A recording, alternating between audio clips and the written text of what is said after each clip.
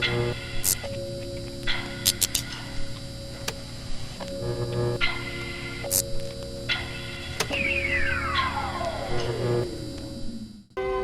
help me out, Blaster.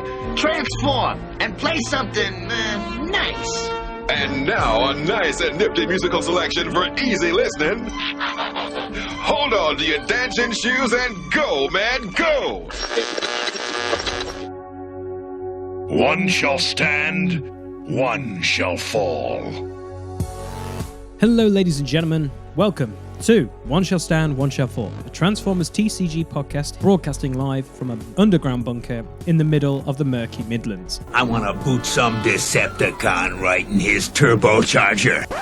Whoa. Calm down, Cliff Jumper. Wow.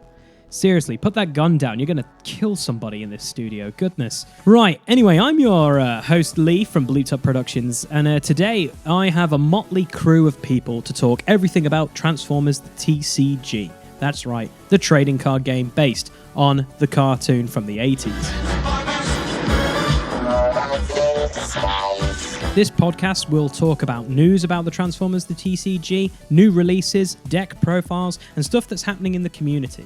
So, sit back, relax, and enjoy. One shall stand, one shall fall.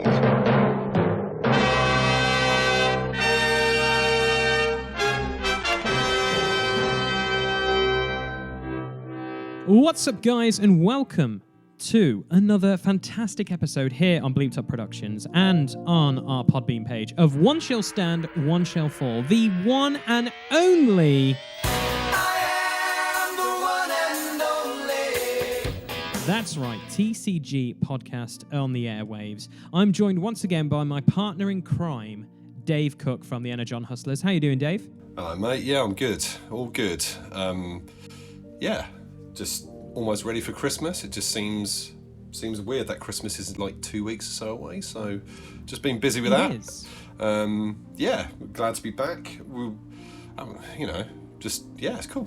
I feel like this episode is going to, obviously, if you're hearing this now, literally we are dropping our Matter interview / podcast literally tomorrow. So when you're hearing this, it's probably around Christmas time. So yeah, a Merry Christmas from us here at One Shall Stand, One Shall Fall. But also the fact is, I feel like in this episode, we're in a bit too deep.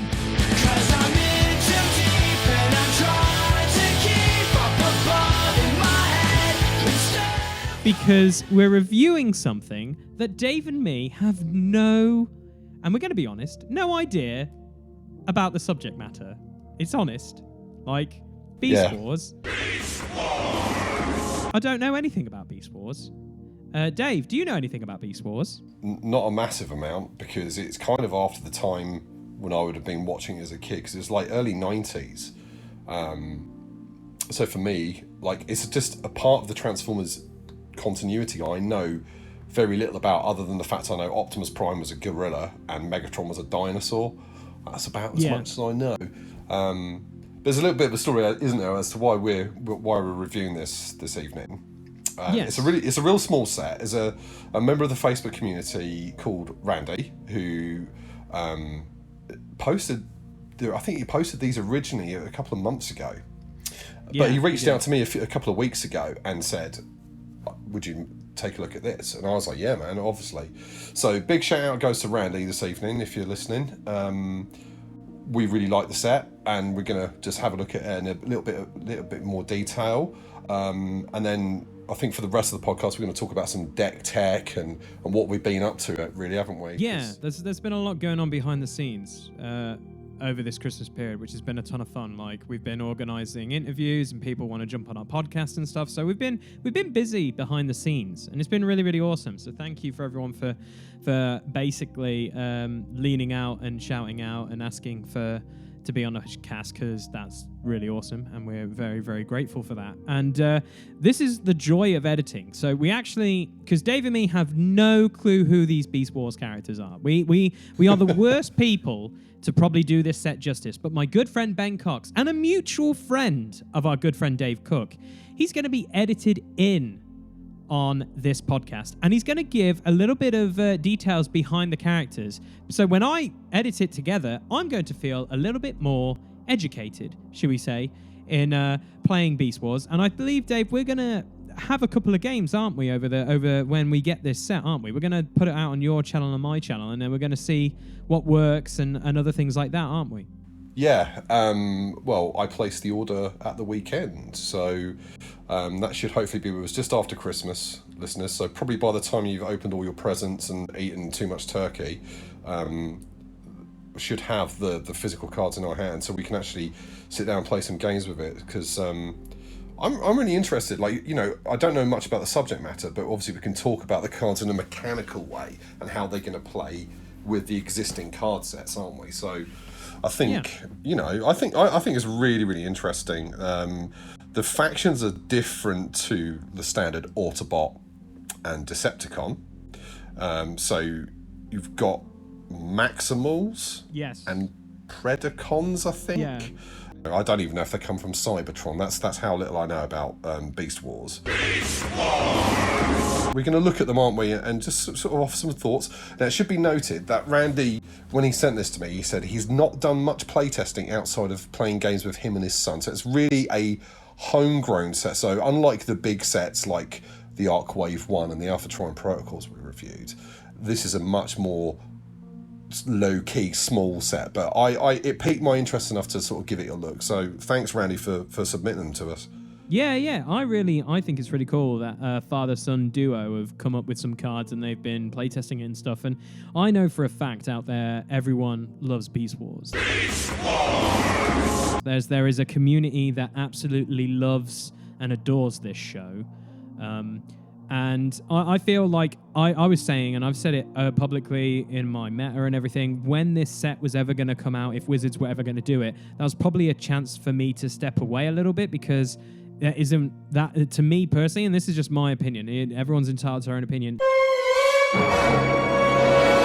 Like, Beast Wars to me, what isn't Transformers to me, because Transformers was Optimus Prime's a truck, Megatron's a gun, and then it moved into Rodimus, and it moved into Galvatron, then it moved into comics and stuff for me, and I divulged that way. Obviously, you know, Beast Wars came out in like the early 90s, mid 90s, somewhere in the 90s, but by that time I had moved on from watching cartoons to, hey, there's a Sega Mega Drive, let's play Sonic. Oh, there's sports, let's go play sports, you know, and oh, girls are looking quite attractive now, you know, the whole normal things as you do when you grow up. But it is really cool to have a set created by father and son, and yeah, hopefully you guys will enjoy this. And hey, if you're going to make more cards, I think it would be really cool, because obviously we've already touched on it a little bit, that they're different things in Maximals and Predacons. Due to the edit of this, I will be more educated after the edit than actually talking now. That I'm assuming that you could probably create your own battle cards for them as well, and do some stuff like that. Maybe iconic weapons they use, or maybe go down the route of stratagems for like episodes and stuff. It'll be quite interesting. So yeah. And also there's names in here that I guaranteed to pronounce wrong. So thanks for that, Randy. I really appreciate that. I really do, because yeah, I butcher names, so it's always good. So on this episode, we're going to review this set by Randy. We are going to talk about what we've been doing, what we've been doing on our channels, and then we're going to finish with a little bit of I wouldn't say it's a deck tech, but we're gonna give a deck out each of us, because we've built one recently, and see if you guys out there want to try it and then tweak it and change it, and yeah, it should be good fun. And then we've got a couple of questions from listeners that are in our mailbag. So obviously, if the episode goes on a little bit too long, we might not be able to answer all of them, so we do apologize. But remember, we will never forget about you when you put your questions to us on the Facebooks. So, Dave, just because I have seen the name, I would love for you to go first. Because I know I'm going to say that name wrong. Right. Is it the spider one? It is the spider one, yes. Okay. It should be noted, listeners, that I'm viewing these screenshots on my phone, and Lee's got them in a nice order as per his computer. So this is a bit like the roulette wheel from previous. I don't know what's coming next. So, okay, yeah, I can lead out with this one. It's BLACKARACHNIA, Webs in Shadows. She is a Predacon, and she's melee in... Yeah. Sorry, no, should we do... Yeah, let's do bot mode first. Why not? I'm doing bot mode now. Let's do bot mode. Yeah, let's do bot mode. Let's do bot mode. She looks like a woman from this. It does. It looks very... They look a lot more organic, I think, as a whole, than what we're kind of used to. But she's melee in bot mode. She's got 5 attack, 11 health, 1 armor. And she costs... I'll have to flip back to that side. She costs 8 stars. She's got an interesting ability in bot mode. If you have more cards in hand than your opponent, your characters gain bold 1. Okay. That's interesting. I quite like that. What do you think of the bot mode? I obviously we don't have any reference for this, so I feel really bad. But yeah, I think the idea of having more cards than your opponent and your characters gain bold is very interesting. So maybe with this character, if we... Well, Ben, we're just going to interject. Can you tell us who this person is? Oh, you have to start off with the one I'm petrified of seeing on screen, don't you? I don't like spiders, but she's cool. BLACKARACHNIA. If I remember rightly, she was like the spy-type character. The whole point of Beast Wars is the Maximals, they're a science vessel, the Axelon, and they get sent after the Predacons one. Do not even ask me to name the ship. I've completely struck it from history. And she's basically, the Maximals are carrying a load of stasis pods with blank protoforms, which are neither side yet. And BLACKARACHNIA is one of them. When they crash land on what you find out later to be Earth, that's the point of the war, is the Predacons and the Maximals are fighting over the protoforms to get more soldiers for their side. And they're stuck in orbit and fall down. I know she falls down, I think it's in season 2. Literally, ironically, she's very much like Black Widow from Marvel Comics, in my opinion. She was like the sly, sexy spy, and... How can I put it? She wouldn't be bottom rung minion like Waspinator and others were, but she was always that...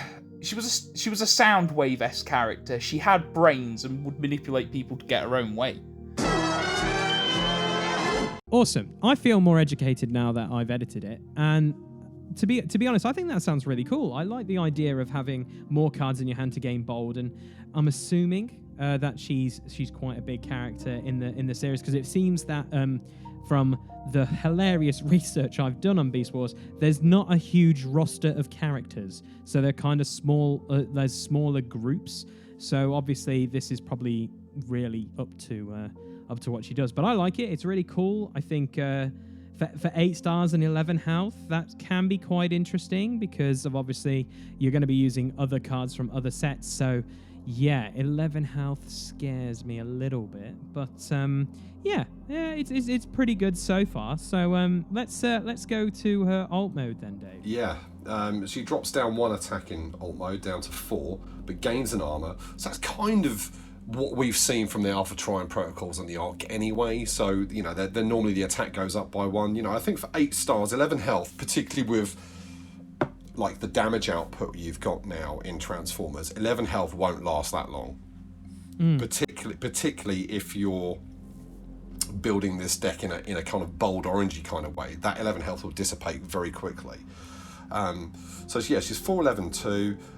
When this defends and you flip at least an orange and a black, so again leaning towards playing that aggressive orange build, or at least a mixed deck, you may scrap a random card from an opponent's hand. Now, harkening back to my Magic days, random card discard is horrible for the person on the receiving end. So that's actually quite a brutal little ability. Yeah, I really think it's like, okay, so she's got bold in one mode, and she's looking at black and orange in this mode. So maybe she wants to have loads of cards, but also be quite aggro at the same time. So that's quite interesting, and it does have that magic feel, like you were saying, when it defends and you flip at least these. So on the other side, she is very much, if you have more cards, your character's gain bold 1. So then you can literally flip it to this mode, and then you've already got bold 1, and then you can then scrap a card at random from your opponent's hand when they defend and stuff, and then if they're attacking. So it's very interesting. I think that's a really cool mechanic going back and forth. Yeah, it's really, really interesting. It's definitely a nice piece of design, because you haven't seen many characters really, apart from what Wave 1 Shockwave, and a couple of others that are kind of really have that kind of mechanic of cards and discard and stuff like that. So it's nice to see that touched on. I think is one of the things that Wizards were quite wary about when they were designing the official sets. It was like learning from their Magic experience. Everyone hates having their hand shredded or their land blown up. You know, we don't have that in Transformers, thank God. But you know, sort of denial is always a bit of an NPE for people when they're playing against. But yeah, I think a smattering of it is needed, and this reminds me very much of a Magic card called Hypnotic Specter, which was brutal. Just random discard, and you can just you think just please don't hit the force field I want to play next time. Please don't. Oh no. Oh no. So, oh no, sad face. Interesting as well. I don't know if I mentioned this already, but she is a beast. Yes. Funny enough, beasts, being Beast Wars. That would make sense, but that's really interesting if you think of some of the cards, and this is probably going to apply to all of the cards in the set. Some of the cards we've had from the Arcwave one, Beast Mode. Yeah. Feral Tenacity. Yep. I think she's got some possible legs, and that's not a pun, not based on the fact that she's an 8-legged spider. I think she's got something. That's good, Dave. That's good. Sometimes I amaze even myself, but I think she's interesting, and I'm definitely going to see what I can concoct with her. Definitely. So yeah, that's cool. Okay.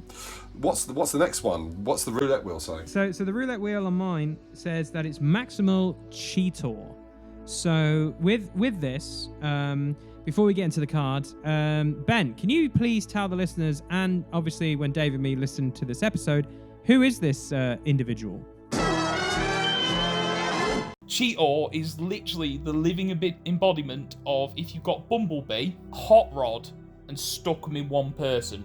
So he's basically the Bumblebee to Optimus Prime, or like Bumblebee is to Optimus Prime. He's that loyal scout, believes in the cause and everything, but he's got Hot Rod's cockiness of youth. It's like, yeah, I can do this, I can take on 4 Predacons, then all of a sudden he's got a hole in his chest, you know what I mean? But he is the loyal, dependable scout. He is the Bumblebee of that crew. Because the thing was, a lot of the characters were twists on personalities for G1 for me. So CHEETOR was Bumblebee, so they're all twists on G1 characters, because in the end they're all descendants of them, if I remember rightly. He grows up through the series. The coolest bit is it's got to be season 2. It's got to be season 2. They introduced the new toy line, which is Transmetals, which is basically, in Beast Wars, they take on animal forms because the ENERGON on Earth is so pure, it kills them if they stay in bot mode too long. So they develop techno-organic skins. Season 2, they start to more look like machines, even when they're in beast mode. Then in season 3, as I remember it as season 3, he has like this horror movie moment. Megatron's trying to recreate the incident that turned them into transmetals, and CHEETOR gets flung into the machine and starts having these nightmares about, you know, being a wild animal and hunting things in the dark, and it turns out basically he's mutating further into his Transmetal 2 form, which is like a super upgrade, and it just grows his personality. He becomes more mature. It's kind of like Hot Rod into Rodimus Prime, I suppose. Yet again, relating back to G1. Awesome. And with that being said, in alt mode, he is a beast and he is melee. He has an attack of 4, 11 health, and 2 armor.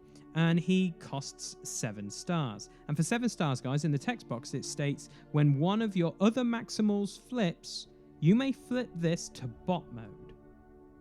Interesting bit of design there, Dave. Indeed. Very reminiscent of Runabout and Run Amok from Wave 3. I know a little bit about CHEETOR and the fact that he was in the Cyberverse I watched with Aiden. So I'm aware of this character, and he was has something to do with the Allspark or something like that in the Cyberverse, but obviously I don't know his role within the Beast Wars cartoon. I like that. Obviously, I haven't looked at his other side yet, but I think obviously if he has got when you flip to this mode ability, that's going to be very, very interesting indeed. Because Run Amok and Run About were always really cool when you're like, oh, flip this guy and then flip his brother, and then backwards and forwards. So to have something that isn't tied into a specific character is very interesting. particularly if you obviously the goal with this set, I believe, is to go tribal and actually go full on into the maximal theme. So it'd be interesting to see how he interacts with stuff. His stats seem reasonable for 7 stars as well. It was about, you know, 11 health isn't, again, we touched on this with BLACKARACHNIA. It's not too much. You know, he seems cool. What's he doing in bot mode? Okay, so in bot mode, he becomes ranged, which is immediately smiling over here behind this microphone. His attack goes up by 1 and his defense goes down by 1. So he trades in the opposite way to what BLACKARACHNIA did, which is kind of cool. And also it states in his box, when you flip to this mode, reveal the top 2 cards of your deck, scrap one of them, and place the other back on top of your deck.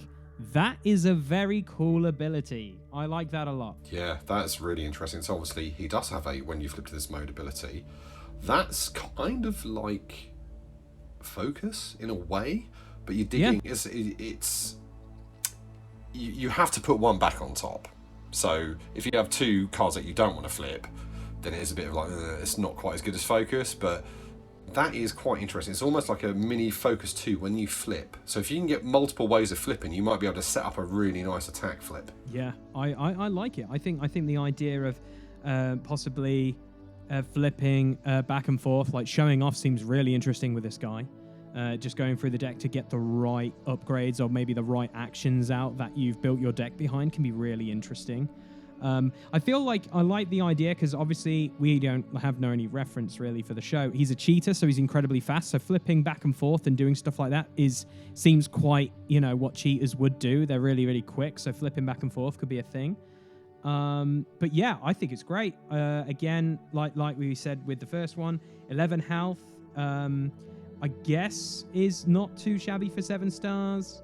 But I do feel like this guy is going to be doing a lot of flipping back and forth if you decide to build a deck with this maximal, should we say? Yeah, 100%. He's going to be the interesting thing, the difference between this and focus is you can do this in your turn before you attack. So you can, if you've got a card draw action in your hand or an upgrade that allows you to draw cards when it enters the battlefield, you can do some shenanigans beforehand to get that right card draw. You know, you can sort of dig for an answer, or for, you know, I really need a weapon this turn, I'll flip CHEETOR, or flip someone else to flip CHEETOR, and then I'm going to do this, and then definitely interesting. That's really cool.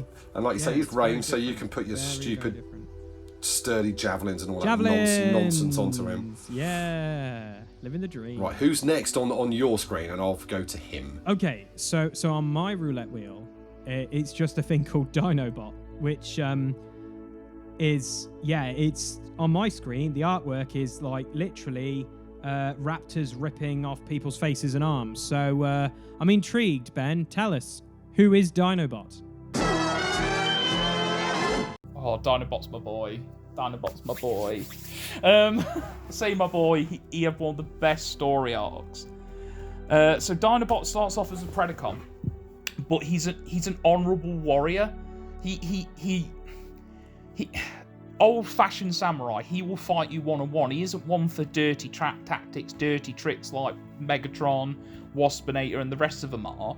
He is that proper honourable lone warrior. I can't remember the exact reasons off the top of my head. He defects from the Predacons to the Maximals and becomes a good guy. But obviously they don't trust him at the start, but he's major part of his story. He's basically, at the start of Beast Wars, they don't know what planet they've crashed into until they meet Neanderthals. They meet Neanderthal humans, and then they realise they're on planet Earth. And because they also discover the Ark and all the G1 robots stuck on ancient Earth when they crashed there. Well, the Predacons have this idea that they're going to change history by killing all the humans or killing all the Autobots that are in the Ark, because if they're dead before when the Decepticons wake up, there's no one there to help them. There'll be no humans to assist the Autobots, or there'll just be no Autobots to actually fight the Decepticons. So Megatron launches this attack on a Neanderthal village in this canyon, and the only one who's nearby is Dinobot. The other Maximals can't get... I think they're either too far away or it'll take them a long time to get there, so he literally on his own takes one last stand against the entire Predacon force and dies at the end of it defending humanity. I'm going to relate this to other things as well, because I know all the Transformers base have other hobbies. if you were to go into the 40k universe, it's the difference between Space Wolves and Salamanders versus other Space Marines. They go, well, humans are humans. Why do we give a toss? Whereas the Space Wolves and Sallies will stand there and fight to the last man for them. And he kind of has that hero's journey into that. Also, it's a Velociraptor. I mean, we've all watched Jurassic Park. So, that was awesome. With that being said then, Dave, what does Dinobot do in alt mode? Okay, he's a Predacon defector, which is interesting from a flavour perspective, because he's obviously was a Predacon and he's gone over to the Maximal side.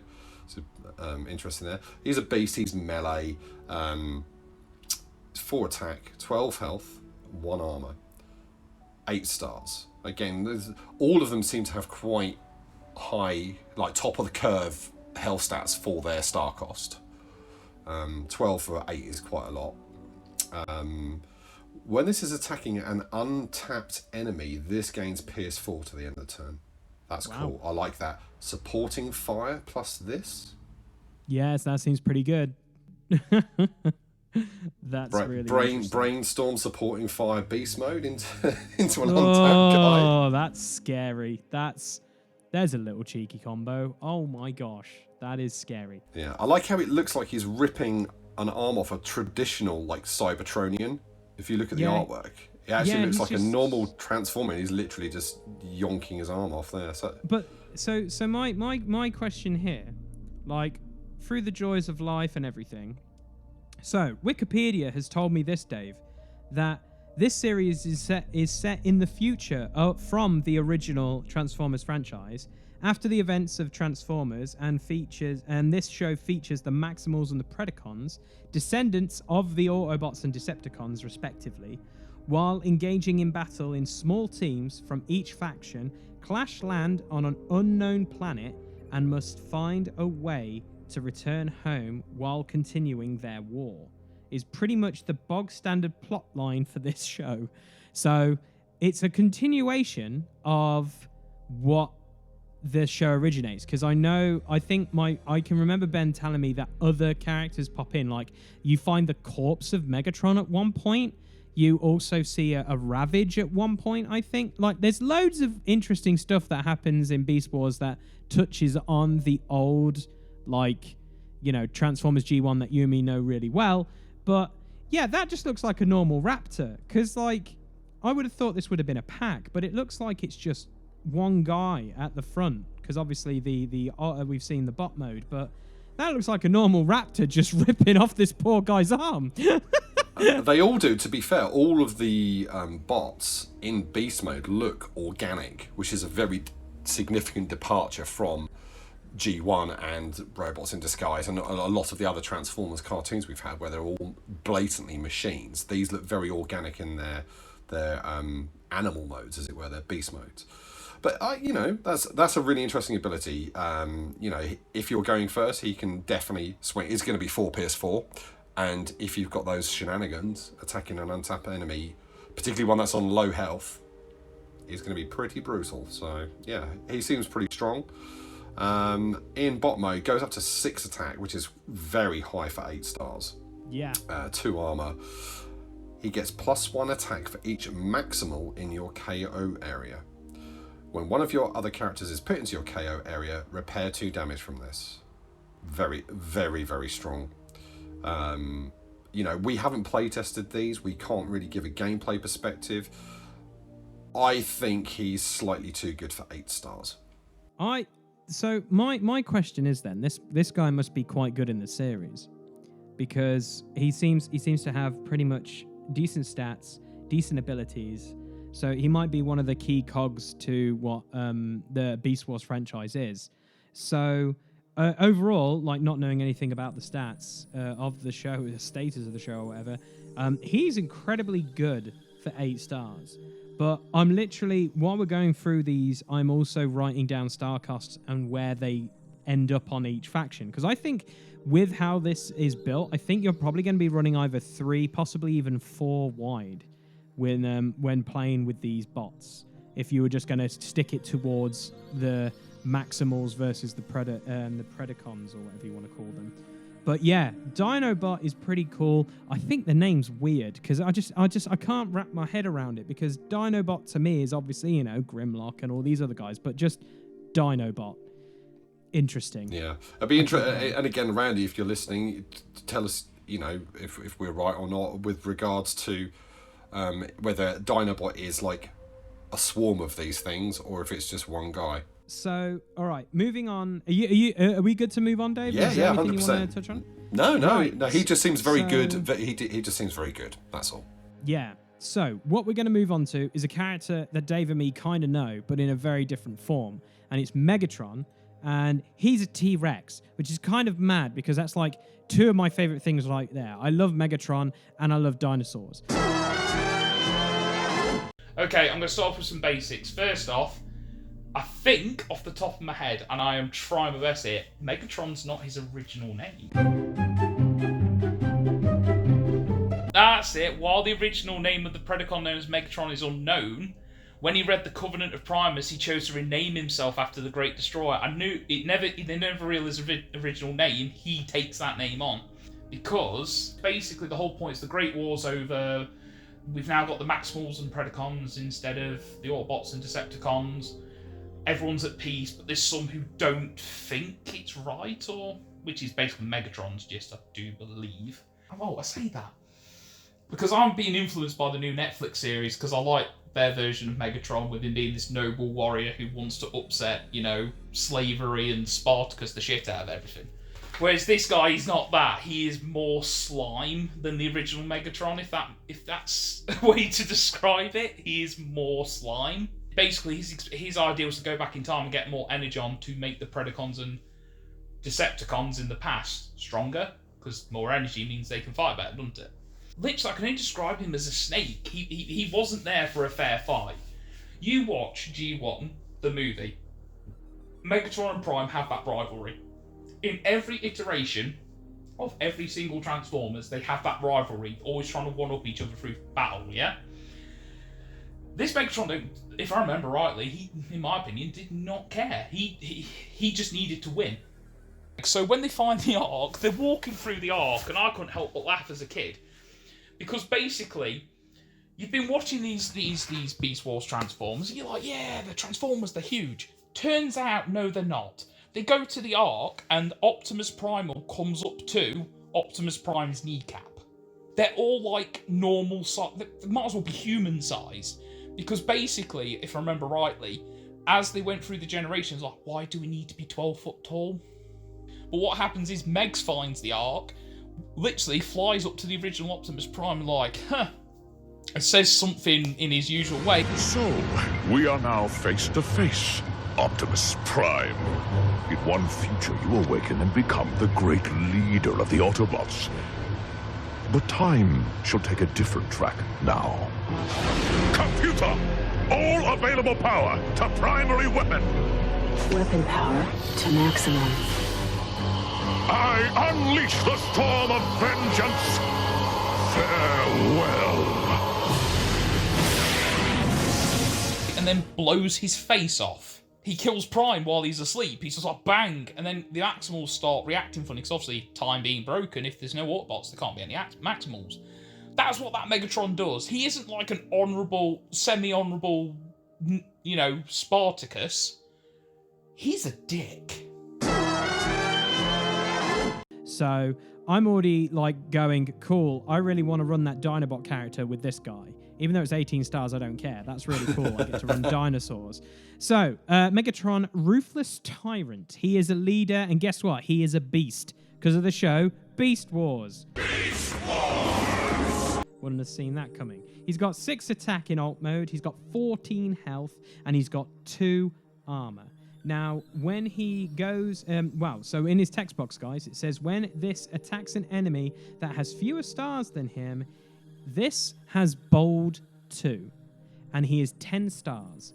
For 10 stars, he's probably going to be getting that bold 2 off a lot. Just because I'm looking at the bots we've reviewed so far, we have 2 8s and a 7. So there's already 3 characters that literally he will get bold 2 on. That seems pretty strong. What are your thoughts, Dave? Yeah, he's awesome. like that stat line for the star cost is incredibly good. You know, comparing him to standard characters, you know, you're looking at some of the characters that cost 12, 13 now. You know, look at stuff that we've had from the Arc. You know, Galvatron at 12 stars was 17 health. So, like, if you look at, like, from the perspective of a designer and say this was within the official matrix of cards that have been designed, say Wizard of the Coast carried it on, in any TCG or board game that has a competitive scene like Imperial Assault or X-Wing or like that, there's power creep. Power creep always factors in, because what they want to do is sell new cards. So looking at where the game, even if you just look at Wave 5 and we just discount the Arc completely, power creep is real. So characters that, you know, you look at some of the Wave 1 stat lines, like what you got for 10 stars in Wave 1 was very different to what you got from 10 stars in Wave 5. So I'm not, you know, he is, that ability, the Bold 2 is bloody good. But I don't know if he's massively above the curve, because if you look at the characters you might be going up against, with what, you know, if you're just doing it from an isolated pocket, then yeah, he's maybe incredibly powerful. But if you put him into the grand arena of Battlefield Legend, Metroplex, Bruticus, Rodimus, Galvatron, you know, like, he's not often going to have Bold 2 against those characters. Yes, he might be able to pick off a couple of little guys, but then again, a giant T-Rex would. So, I'm not, you know, I'm not 100%. Again, we need to put these on the board. But what, you know, I have to say, Randy has chosen amazing artwork for these. Yeah, they look really cool. You know, they're obviously sourced from probably the Beast Wars toys, but yeah, 6 attack, 14 health. He reminds me a bit of Optimus Prime Freedom Fighter, to be honest, from Wave 1. Yeah, that's a good point. It definitely feels Freedom Fighter-esque. Very, very much so. And it's not a automatic Bolt 2, it's a conditional. So, like, yeah, I don't know. I'd like to put him on the board and see what I think. Yeah, it's pretty solid, but like we've already said, with all these cards, I can just keep going back to the Arc and going Feral Tenacity, and also Beast Mode. All these things are going to be like, it's a bold off. So it could be quite interesting with some of those cards going into it. So that's kind of thematic though, isn't it, for Beast? Just to go hell for leather and just tear at each other. So yeah, so what's he doing bot mode? So bot mode, first off, artwork, poor guy. That's all I got to say. His one of his hands is a head. That's insane. That's like, with me not knowing what Beast Wars is, I'm intrigued now. Very, very intrigued. Because one of his hands is just a T-Rex face, which is pretty darn good. So he loses, obviously, the beast trait because he's transformed. He keeps leader, though. His attack goes down by 2, and his armor stays the same. So he loses 2 because, obviously, you know, all that teeth, you know, they're gone. But he's just got it on his hand now instead. But in his text box, it says, when you flip to this mode, you may deal 1 damage to one of your other characters to give him +2 until the end of turn. Interesting. So I'm assuming in the show then, this Megatron, not the Megatron that we know, hurts his own geezers? I don't know. So that could be quite interesting. And I like the idea of this possibly with the Dinobot guy and then a cheaper guy, because if you keep on damaging one of them, you can make this guy even more powerful? I don't know. Dave, your thoughts? Yeah, I think that's a cool ability. It's risk-reward, isn't it? You're risking a little bit of damage here and there to get a temporary stat boost to one of your other guys. So there could be some shenanigans here with showing off or any other flip cards. So I think it's nice that he's balanced the attack down. Obviously, when he's in Raging T-Rex mode, he's got, 6 attack and he's gone down to 4. So this is definitely the turns where you're not attacking with Megatron. You're going to be flipping him to pump your other guys and whip them into a frenzy. I quite like that. I think that's quite interesting. Yeah, I think that's rather cool. And the artwork is dope. I feel, again, this poor guy, like... Yeah, he's literally he's not looking very well, is he? In his great big hand maw thing. No, that's cool. Yeah. I like it. I think, again, interested to see how they actually play. So yeah, that's cool. Who's next, mate? Most definite.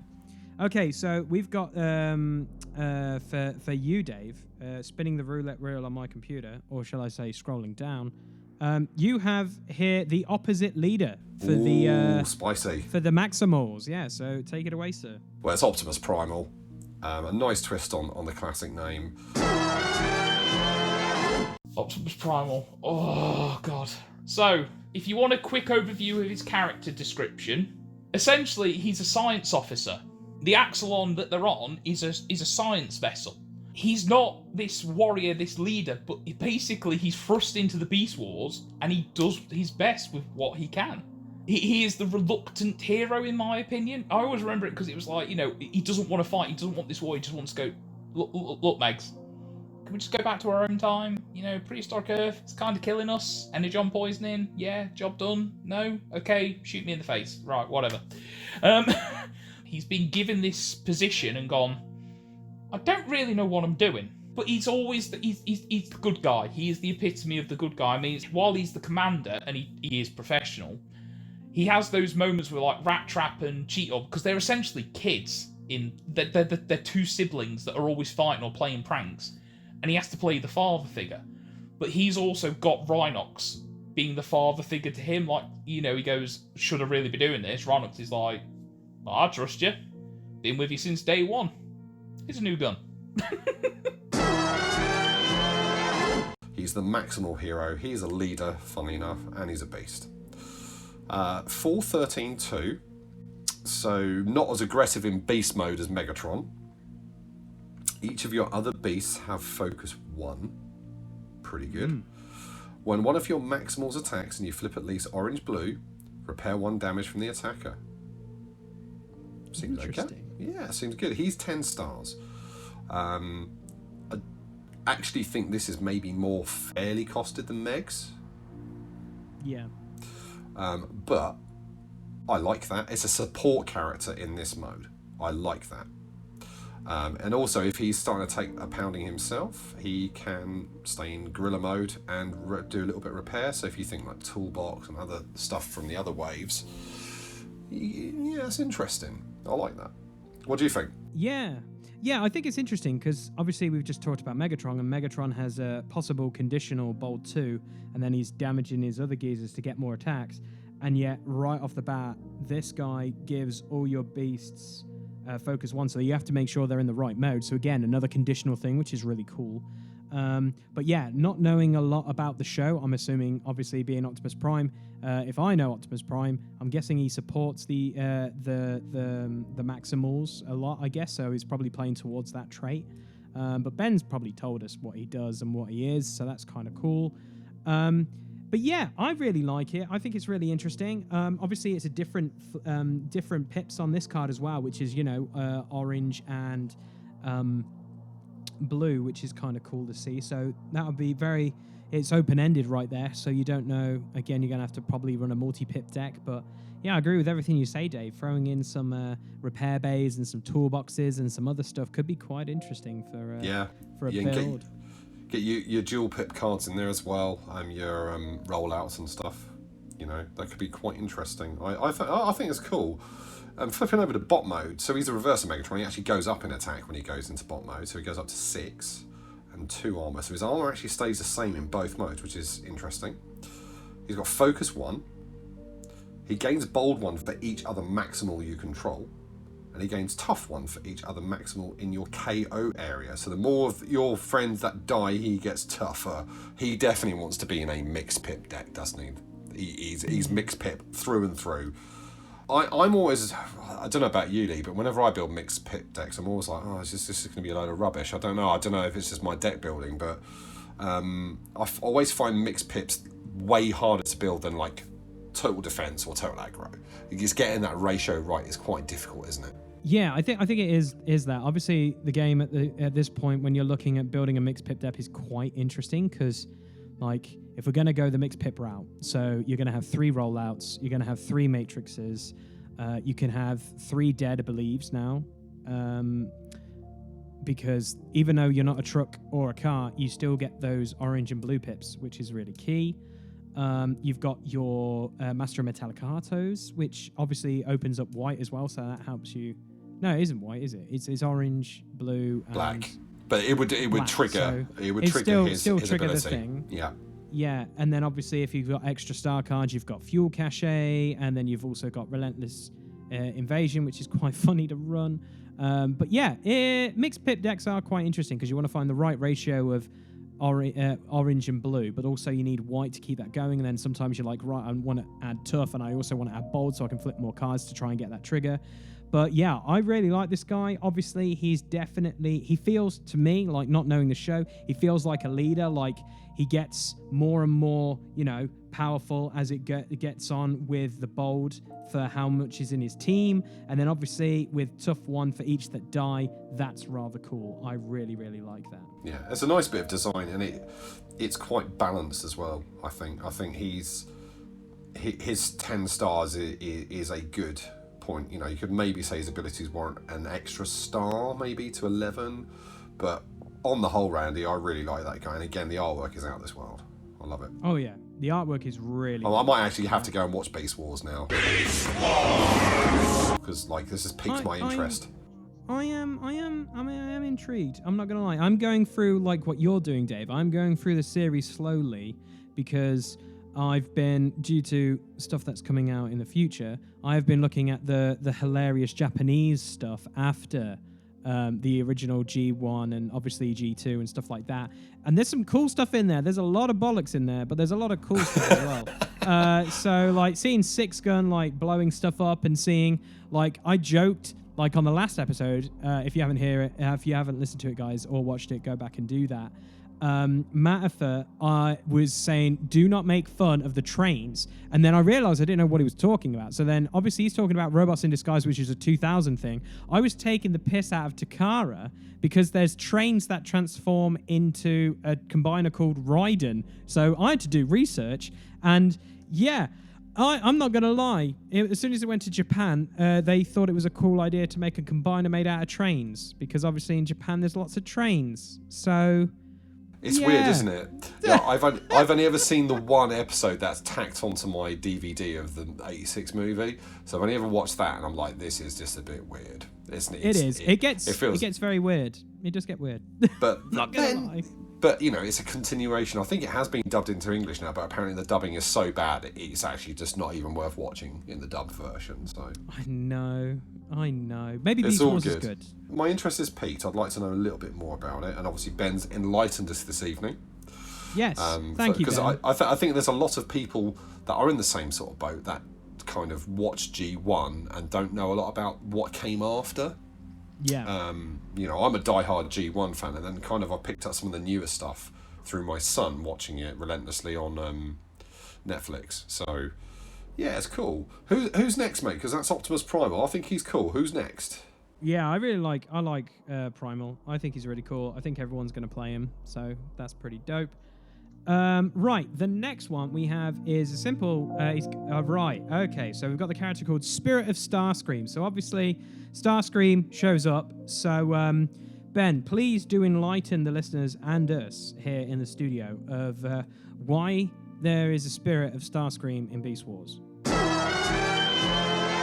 Starscream's ghost ends up back in time on prehistoric Earth and possesses Waspinator, and then has the same idea as everyone else's. Well, I could win the Great War before it ever happens.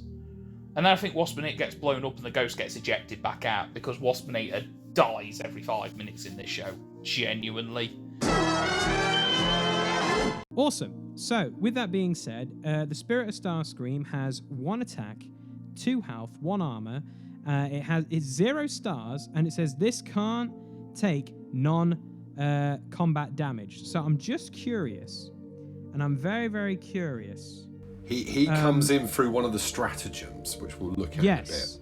Which comes out a little bit later. So we can maybe park him for later and then go back to him if you want. I 100% agree. So moving on from that then, we'll go straight into the next character then, Dave, who... Wow, okay, this looks kind of cool. It's called PREDACON SKORPONOK. Ha!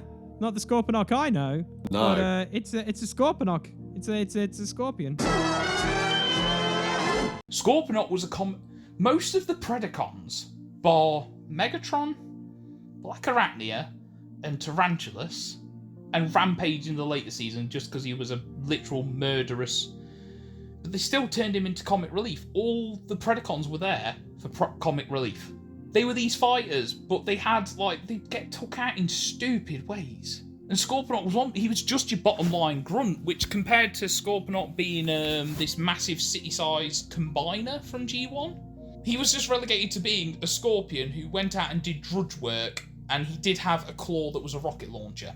He was just like, I'm trying to think of who a grunt would be from G1 to relate him, would be like, I'm going to go Autobot style. He's like your Hound character. He's just a soldier. That's all he was there to do, was just be a minion for Megs. He didn't really have character development throughout the entire series. He just died in stupid ways, along with Pterosaur, Waspinator, and most of the Predacons that weren't a spider or a T-Rex. It's you to review, mate. You go. Okay, do you want me to do it? Okay. Because I feel cheated out of STARSCREAN. You definitely got cheated out of it there, so yeah, you go. So he's a Predacon. Predacon Skorponok. He's loyal soldier. He's a beast and melee in alt mode. He's got 3 attack, 12 health, and 3 armor. So the first 3 of the set, guys. That's really, really cool. He is a total of 8 stars. And in his text box, he's got tough 1. And when you flip to this mode, you may scrap an armor from an enemy. Okay, so that's a cool little ability. Another character that involves flipping to do some possible removal of armors, which is really interesting. And he's tough 1, so yeah, very interesting. So thoughts, Dave? I like him already. He's the first kind of like what I call proper like character of the set that we've seen so far. 3 armor's obviously nothing to be sniffed at. We know how good 3 armor is. That flipping, that can be abused, something chronic. That's really, really strong ability. Scrapping, that's like bashing shield on a stick, isn't it? So that's really, really, really good. But there is a trade-off. He's only got 3 attack in this mode. So, if you flip him back to this mode and it's your turn to attack, he's not going to do a lot of damage on the counter swing. But blasting off a force field could be really key. Blasting off Trithyllium plating, if you're including the Arcwave one in your card pool, could be really, really, really key as well, because that card is insanely powerful from having played it a few times now. So yeah, I like him. I think he's cool. 8 stars. Yeah, he's all right, I think, in that mode. What's he doing in the bot mode? Okay, so in bot mode, he becomes ranged and melee. That's cool. That's immediately cool. He's got both traits, so I'm a happy chappy. That's really cool. It looks like he's firing a rocket from one of his claws, so that's kind of awesome as well. In bot mode, he has 5 attack, so he's gone up by 2 from being in alt mode, and he loses 1 armor, so he goes down to 2. So immediately, that's a dramatic change for what other characters we've talked about so far in the set, which is cool. And then in his text box, it says, when this takes non-combat damage, you may scrap a weapon from an enemy. Wow, this guy's all about removal. This guy's a wow. Yeah, awesome. I absolutely love it. Like, I'm just thinking, Kami and Crash, you damage yourself, would that trigger? Yeah. That's interesting. That's really, really interesting. Yeah, he's a removal beast. I like it. I'll scouting mission, ping myself, blow up that ion blast or whatever other nonsense. You've got cosmic rust cannon from the Ark or whatever. Yeah, he's probably my favourite so far from a card design perspective. Yeah, most definitely.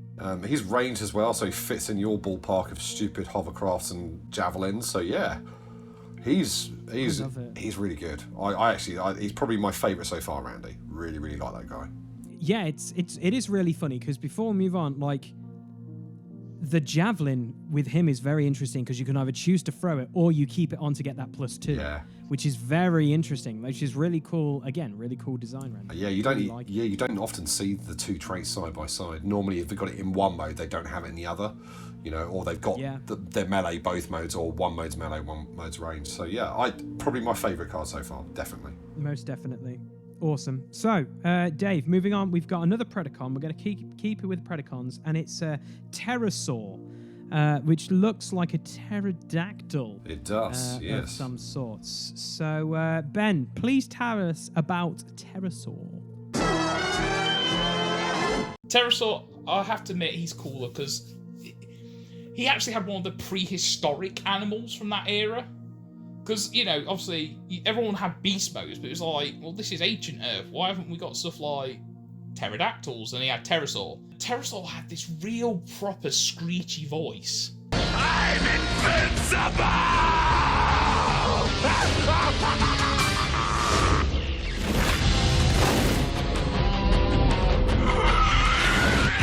That was the main thing. It was like, whenever because it was Predacons terrorized, I ain't even going to attempt to do this. Was he had it so screechy, but yet it was memorable because he actually sounded terrifying. He sounded like a scary character, and he did have a wicked bot mode. I'm not going to lie, but yet again, all this stuff boiled down to comic relief and being a minion.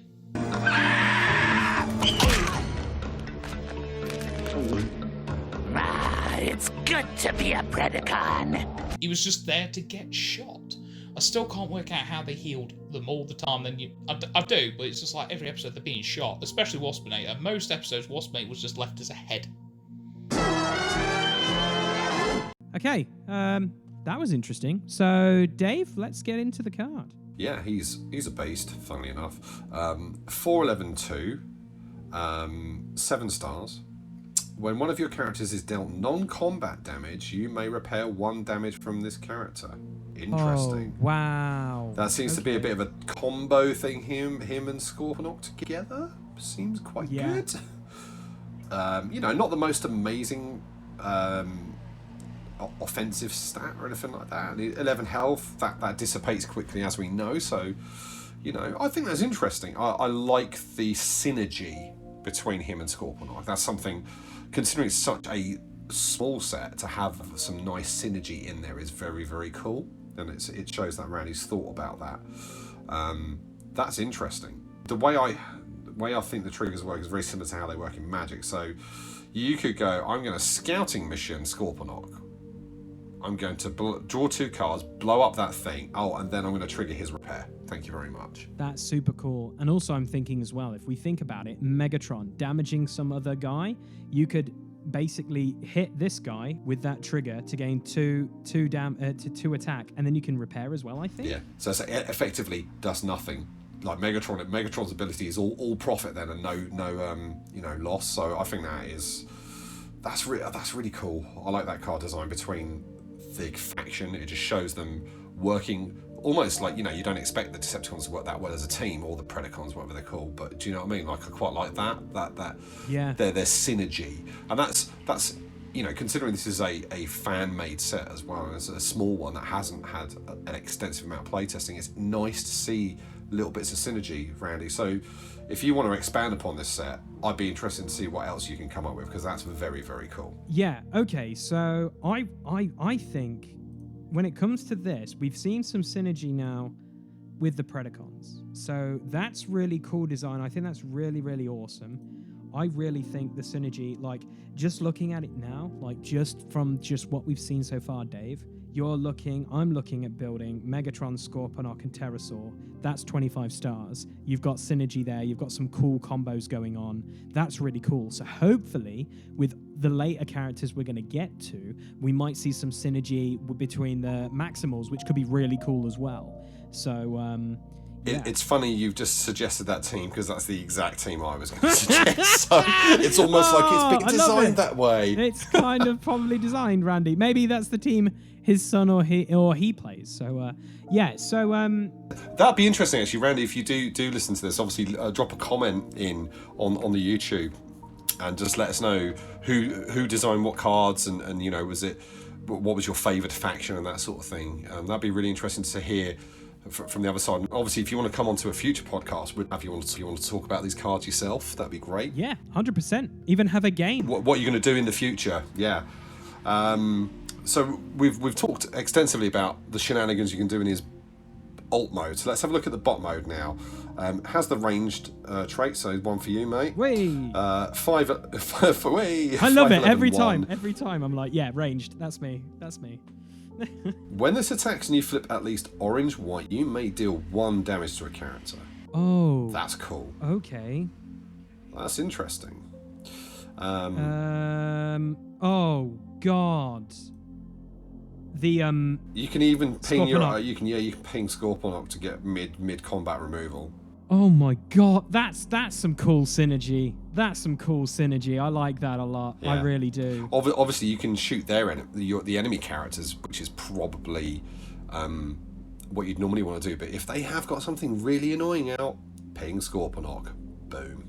Oh my gosh. Like, I'm even thinking now, Javelin 2, then flip those things, deal an additional 1 to a character. Wow, you can really spread out some love with the range. Oh, that's beautiful. That's awesome. I like it a lot, and again, the artwork's stellar. Like that bot mode artwork is really nice. So far, if I had to say my favourite so far, it would probably be the team we've suggested. I think the Terracons look. Oh, sorry, not the Terracons. Predacons look incredibly good. Yeah, really do. I really like it. We've still got a few more cards to go, so it might change. I but know, they definitely stand out. But we're about halfway, and I'm like, yes, I like the Predacons. They're very, very good. We like the villains from the sounds. Well, to be fair, I like my bad guys anyway, and you'll see from the deck profile we do in a bit. Yeah, I like my bad guys. So, who's next, mate? Who have you got? Okay, so sticking with bad guys, we're going with Waspinator, Predacon Waspinator, not the brightest. Okay, I love it. I like that. That's such a cool thing. That's a cool. It's like title. Tim Nice but Dim for our UK listeners that are old like me from Harry Enfield. Tim Nice but Dim. Sorry, you are Tim Nice but Dim. Great friends with Dick Friendly but Thick. Must have been before my time. I suppose it must seem very different to you coming back after all this time. Yeah, it certainly does.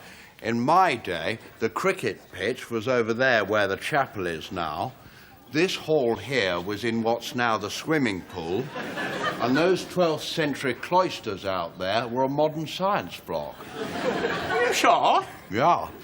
In fact, the whole school was located 70 miles north of here. Not the brightest. I love it. I absolutely love it. And guaranteed there's going to be a clip of that, so people will understand that. If you've watched in the YouTubes, you understand. If you're listening on Podbean, I'm sorry, you probably wouldn't understand that clip without seeing the visuals. But hey, it's all good. So anyway, Waspinator, before we get into this card, Ben, can you please tell us, why is he not the brightest?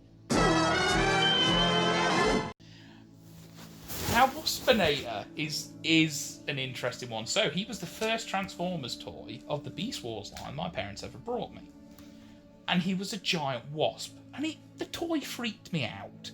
Because it was so cool while it freaked me out. Because he was just so different to anything I'd seen. Because the thing was, in Beast Wars, not everyone had, like, human voices. His literally sounded like he was bzzz as he was talking. He literally was the true comic relief character. I said no! Dragonbot command you, Sub-Commander Kissbot! Dragonbot, not Commander Waspinator! Not anymore! Waspinator, sick of being evil, sick of being Predacon! And Waspinator especially sick of getting blown to scrap all the time! Every episode he was either beaten up, blown to bits. He avoided the upgrade of becoming a transmetal because he was unlucky enough to be knocked into I think it was some part of the ship that didn't get hit by the wave. So the one chance he had to become cool, not going to happen for him. Awesome. So, thank you very much, Ben. So, in alt mode, we're going to go to the cards now. He is a beast, and that's the only trait he has in this mode.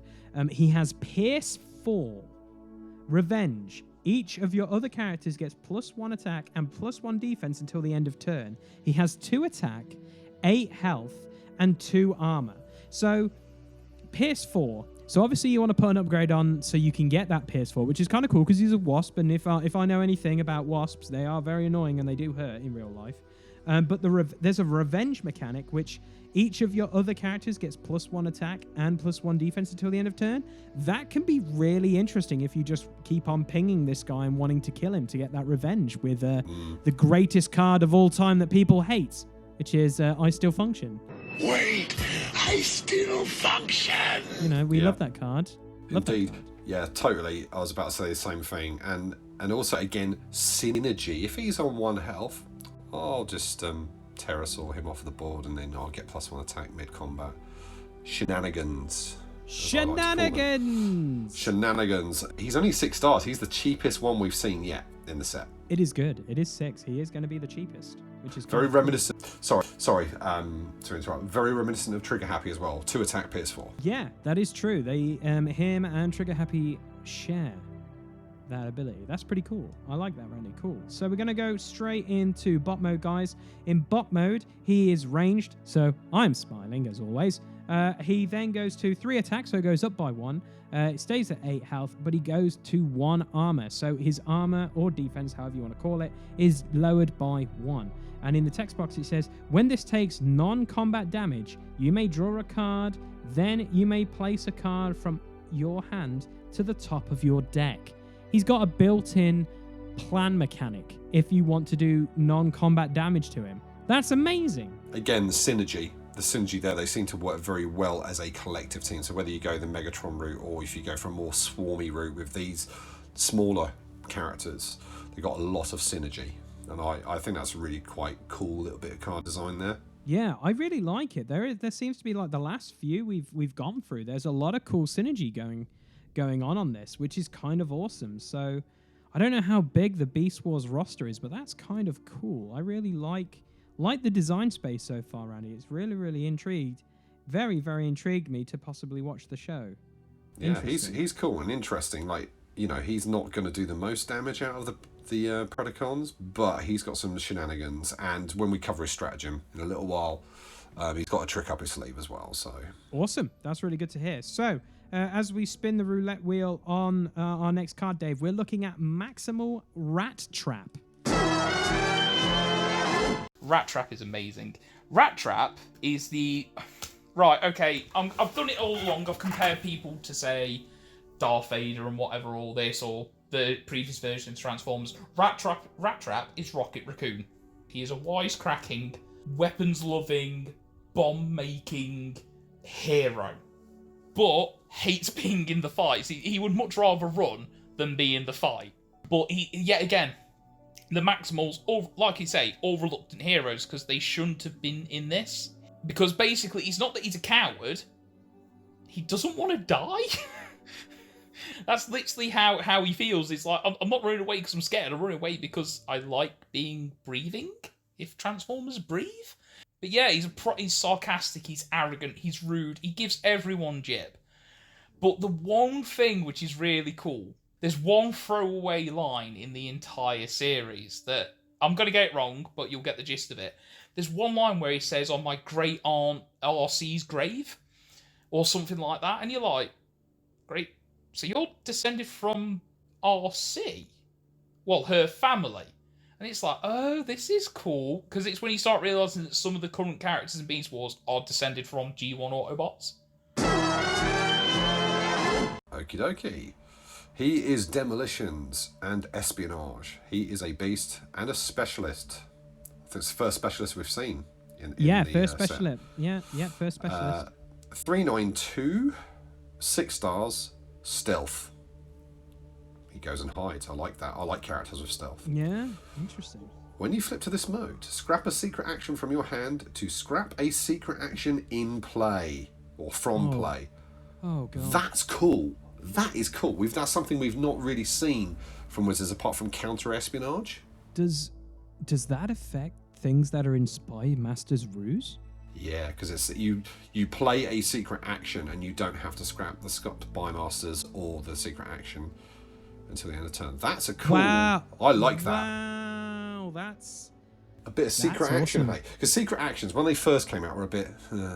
But as they've gone along, and we've got some really, really good ones now, you know what I'm talking about, mate. It's a bit, it's a bit rubbish, you know, they're a bit pants.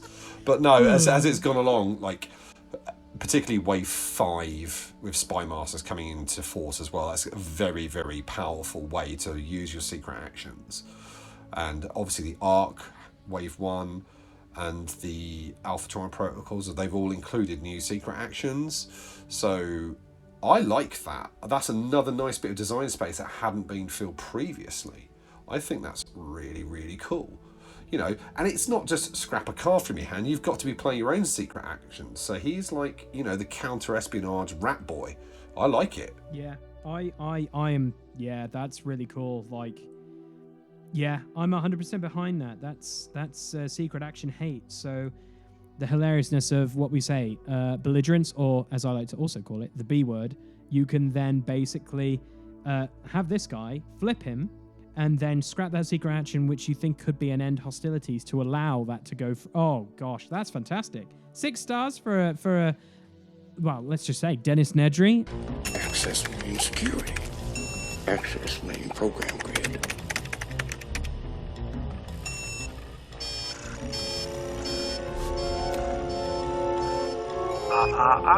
You didn't say the magic word. Please! God damn it! You didn't say the magic words? Yeah, That's amazing. Yeah, I think that's that quality bit of design that's filling a hole that hasn't previously been filled. So I like that. It's quite innovative. You know, it's quite a nice thing that we haven't seen before. So when he goes to bot mode, he keeps specialist and gains range. So he's dual class again. Think of the shenanigans with assault formation, wedge formation. That is cool. That's value out of one character. I like that already. 3 attack, 9, 2. So his stat line is exactly the same in both modes. When he's in bot mode, when one of your secret actions is revealed, deal a damage to an enemy. I like this guy. I like this guy a lot. That's so cool. I'd say he's so far the standout maximal for me. I think that is it fulfills that deck building space I really like, which is shenanigans. It's the deck building space that Claire hates me playing, but I really like it. He's got stealth as well, so he can't just be yeeted off the board. I like it a lot. Wow, I can't argue with that, Dave. I'm just thinking like wedge formation and assault formation. Love this guy. Also, probably that's one thing we actually didn't look at for was it Skorponok as well? Is ranged and melee, so he can benefit from those as well. So there's 2 characters in this set that basically benefit from a tri-icon card. Interesting. Yeah, double whammy is good. That is strong. He's superb. 6 stars as well, nice and cheap. And has got enough tricks to keep himself alive as well. I love secret actions anyway. Claire hates them, but I love them. So yeah. And there's also, you got to think, obviously 9 health is scary, but there's obviously other cards in the sets that have already been released which allow you the ability to have secret actions that give stealth. I forget, is it not in the shadows, but it's immerse in shadows. When you're tapped, you are stealthed, or when you're still, you're stealthed. So you can keep him in this mode and do loads. There's ways around to keep this guy alive. Oh, definitely. 100%. There's even the secret action from Wave 3, Hiding Spot. That's such a cool secret action because it just messes with their combat math completely. It's like, I'm just going to go and kill this guy. And you're like, he's got stealth. Mid-combat. Oh, and you've taken a damage because I'm in bot mode and I flipped a secret action. You know, it's... Yeah. Really great card design there. He's him and Skorponok, love them both. Amazing. So who's next? Okay, so we're coming on to the final character of this first build of Randy, should we say? And it's we're going to finish it with a Maximal again, and it's Maximal Rhinox. I want to say it's Ox because it's got an X on the end. Rhinox is the guy you want behind you in every fight. He's the rock of the group. Prime relies on him, Rat Trap, everybody, because if I remember right, he's like their chief science officer / engineer.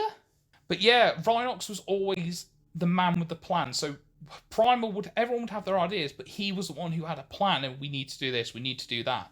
The coolest thing about him and the toy, though, was his weapons were these 2, I thought they were circular saws, because they've got like the 2 massive like cannons.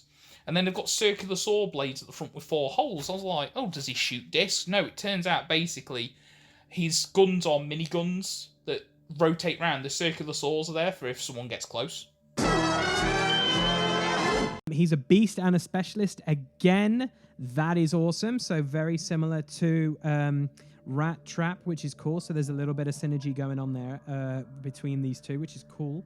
He's got an attack of 2, 13 health, and 3 armor. So he's sharing the armor like Skorponok, which is really cool. He is exactly 8 stars to play, and in his text box it says Brave. So enemies attack this character if able, and when this does enough damage to KO an enemy, deal 1 damage to each enemy. That is awesome. I like it. I like it a lot. And if you look at the artwork, that's like him just battering aside a couple of, I'm presuming, Predacons that's cool. Like, yeah, it's going to be hard to do because he's only got 2 attacking. He's brave. He might end up being dead before you get to that point. But if you do, like, what's the card that you love playing? Or in fact, you play it nearly every game. Squish 'em like bugs because it's That's great. the one. That's the one. Yeah, Squish 'em like bugs is really interesting because it's only if you do damage. This is KO, but still, you could play that with this. And if you KO someone with the ability, with no, it wouldn't work. When this does enough damage. No, it's only when he does an attack. Interesting. So maybe you team him up with a ranged character and hilarious shenanigans and throw javelins and stuff, and you polish them off in this mode to then spread more love out across the board. That'd be awesome. I think it's good. I like it. Yeah, he's cool. Like, and Brave, you know, we've been talking a lot recently about how strong Brave is as a mechanic. You know, we can tell a tale of some games that we had recently as well about how powerful Brave is as a mechanic now. You know, I think it kind of got forgotten about, but it's so good. So, like, having a 13 health, 3 armor tank, effectively, because this is the tank of the Beast Wars. You know, he's just going to be like, "Oh, come at me, bro." You know, I'm just going to take it. Yeah, I really like it. I think it's awesome. Yeah, he's like a tank. I absolutely love it. So we are going to go to his other mode, which is in bot mode. Okay. So he doesn't have a dual trait. He loses Beast, but he keeps Specialist. So that's unfortunate. But also, I'm still okay with that. That's great. It's quite balanced as well, isn't it? It's balanced that he, you know, that the Predacon's got a 1 dual trait character, the Maximal's got 1. Otherwise, it could be like potential balance issues with one faction or the other. So. Okay, so he stays Specialist, which is kind of cool.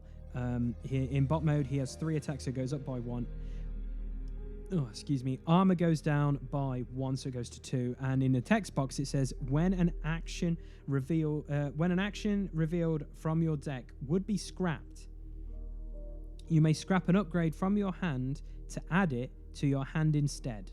So you could play an action when it's revealed from your deck, and it would be scrapped. So there's, I want to say which one scraps.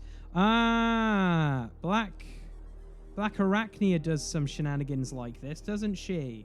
Wow. Okay, I like it. I like this set right now. This is cool. Yeah, I think as well that there's cards that don't see a lot of play that could be given a bit of a lease of life. What's that card from Wave 2? Scrounge. Like, reveal the top card of your deck. If there's an upgrade, you may play it. If there's an action, Sad Pandas. Not with Rhinox. Yeah, not with Rhinox. And that's searchable as well. I believe it's orange-green, so that's kind of interesting. So, I like him. I really, really like him. For 8 stars, yeah, I'm in. He feels like a tank, like he would play like a tank, but he's got the specialist trait. So I'm looking across the board, because this is the last character. There are no specialists on the Predacons, but they also have the keyword specialists over the Predacons, so that opens up the whole specialist route of having field communicators and stuff like that, and the specialist weapons and the shenanigans that come with playing specialist cards.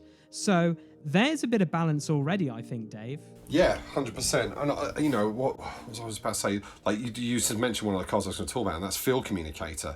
Sometimes when you Field Communicator, you might not want to play that card straight away, particularly if it's an action like ramming speed and there's no target, or it's a security checkpoint. You don't really want to sec check your entire hand, but you might still want that security checkpoint for later, or that ramming speed for later. Rhinox allows you to fetch it, so that's a nice bit of synergy with some of the specialist cards. Yeah, I really, really like it. So before we get into the stratagems then, Dave, we seem to, obviously we don't know anything about Beast Wars. Yes, we don't. Thank you, Ben, for helping us out with the character explanations. We really do appreciate that. What are your overall thoughts on this, the characters so far? I really like them. I feel like they definitely can be added to like the original sets from Wizards and, you know, the other fan-created sets as well. But as a standalone thing as well, they work really, really well with each other. Yeah, I think so. I think the Maximals, and it's kind of in line with if you want to compare the Maximals to the Autobots, they work as a team. They look out for each other and they help each other, that kind of way. They feel like a unified fighting force in that kind of perspective. whereas the Predacons are like the more aggressive, you know, so the Maximal is going to try and protect each other and mitigate damage in that kind of fashion, whereas the Predacons are all about, like, you know, they've got their synergies as well, but they're all about, they're definitely the more aggressive of the two factions. I think it's really cool. I think for me, standout character is SKORPONOK. I just think he's amazing. You know, Megatron's obviously very good. I'm looking forward to actually receive when we physically get the cards, because that's my Christmas present to you, isn't it? I've ordered you a set of this from MakePlayingCards.com, and we're going to play some games with these guys. It's going to be fun. I think so. There's not many stratagems. There was 1, 2, 3, 4 stratagems. So this will be quite brief, and then we can crack on with the other part of the episode. But do you want to take the first one, or do you want me to do it? I don't mind. I'll let you do the first one, Dave. Oh, actually, no, I've seen what one of the other ones is. It's a character you already really like. So I'll take the first one, then you can take the second one, because the second one is one that you like.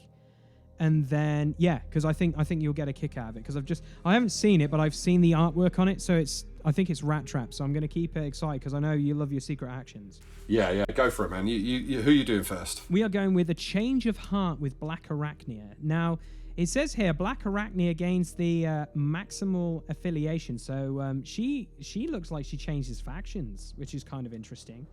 And then it states, when BLACKARACHNIA causes an opponent to scrap a card from their hand, your opponent chooses and deals 1 damage to a character they control. And also BLACKARACHNIA gets +1 attack, +1 health, sorry. I feel like this is pretty good.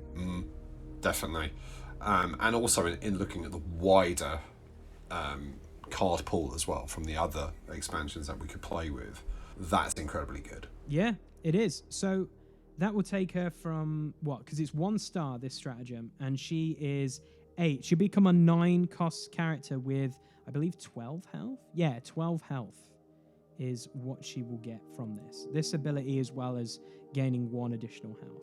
I think it's an optional extra, isn't it? It's not mandatory for her to perform well. Whereas, like, you look at some of the retcon stratagems that Wizards, and then obviously the Arc and Alphatron was just trying to fix characters. This is kind of like an optional extra. It's like, if you want to do this, you can do some crazy stuff.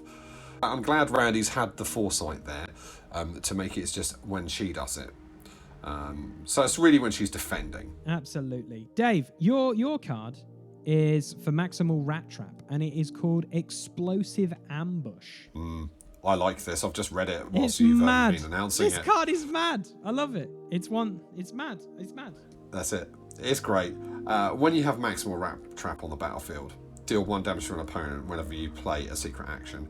So I think there's a couple of slight wording tweaks there, Randy, that we could have. Is while you have Maximal Rat Trap on the battlefield, deal 1 damage to an enemy character whenever you play a secret action would be cool. That's the only thing I've noticed really wording wise so far, but everyone gets the gist of what that's supposed to do. Let's face it, because that's nuts with him. So when you play one, you ping them. When you reveal it, you ping them again. That's just stupid. That's good. How much is pounds? 8. Him with this is 7.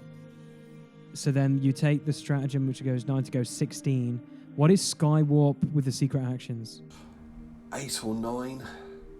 Okay, so you might not be able to pull it off. You could play Night Racer. You can play Night Racer. You could play 5. Oh my god! Yeah, there's some bonkers secret actions shenanigans going on here. Might be coming to a YouTube channel near you once I've got these cards. I love it. Oh my gosh, this is bonkers. This is a great stratagem. Yeah. This is really, again, really cool. it's an optional extra. I'd have to say there's got to be a strong argument to not take this if you're taking Rat Trap. I can't envisage me taking him without it. If I'm playing, it's a bit like Skybite from the Arc. It's like if you take Skybite, you play a stratagem. It's just that good. No, I like that a lot, Randy. That is amazing. That's like value from every single secret action. This guy is a possible monster. That's amazing. I rescind my last comment about SKORPONOK being my favourite. This guy is my favourite, without a doubt. Like, because of the stratagem. Because of the stratagem stupidness. That is, like, in a isolated pocket set, that's not too bad. But in the broader world if of you put him things. alongside Skywarp and or Night Racer, and then have either Skywarp or Pounce, that is some nastiness you can do. Oh gosh, this guy's great. This guy's really, really good. Yeah, very, very strong. You're up next, dude. Okay, so we have probably it comes full circle because I actually get the stratagem Possessed by Starscream. So Predacon Waspinator. Stratagems cost 1 star plus 1 attack. When Predacon Waspinator enters the KO area, flip this card and place Spirit of Starscream into play. So obviously, earlier on, I touched on it briefly because it had no star cost, so I got confused. But obviously, you will bring out the Spirit of Starscream with a stratagem. For a point, you can bring out the Spirit of Starscream, which gives you 1 attack, 2 health, and 1 armor. That might win you a game, possibly. Bringing out a late guy. Yeah, very reminiscent of the Titan Masters. It effectively turns Waspinator into a kind of Titan Master. Yeah, interesting. Like, he can't take non-combat damage as well, or non-attack damage. So, and it's interesting. Yeah. It's cool as well because we've seen this artwork before from the Arc. This is from the Ghost of Starscream, which is probably one of my favourite characters from the Art Wave 1. So to see the artwork using it, because it's a great piece of artwork, it's cool. And it makes him... It's a different take on a similar thing, isn't it? He just turns into a little Titan Master. He's going to come and nibble, but we know what heads can do. If you've got an orange aggro deck and you go, I'll just give him bold lots and a grenade launcher, and I'll just, there you go, take 9 off my no-star character. And it's really interesting because obviously the Spirit of Starscream, it says this cannot take non-combat damage, so it reduces the effect of, like, I could just ping him off the board.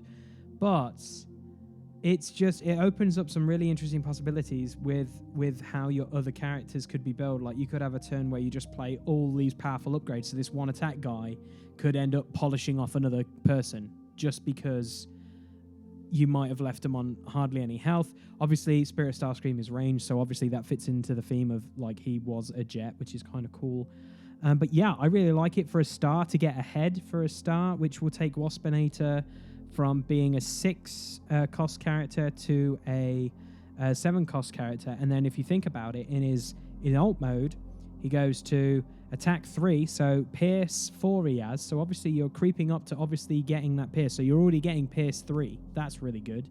And then obviously when you go into the other mode, you're going to 4 attack in bot mode, which is, respectable for a 7 cost character. So, not too bad. Not too bad with this stratagem. Again, I'd have to find a strong argument not to play this stratagem with Waspinator. Yeah.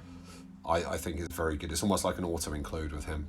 I really, really like that. 100%. We all know how good Titans are, and Titan Masters. They're just stupid good. So to have like a mini Titan Master in this set, it's cool. And hopefully,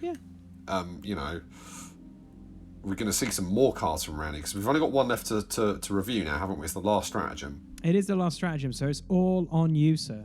It's called Primal Protectors. So this one isn't specific to a individual character. This is Maximals.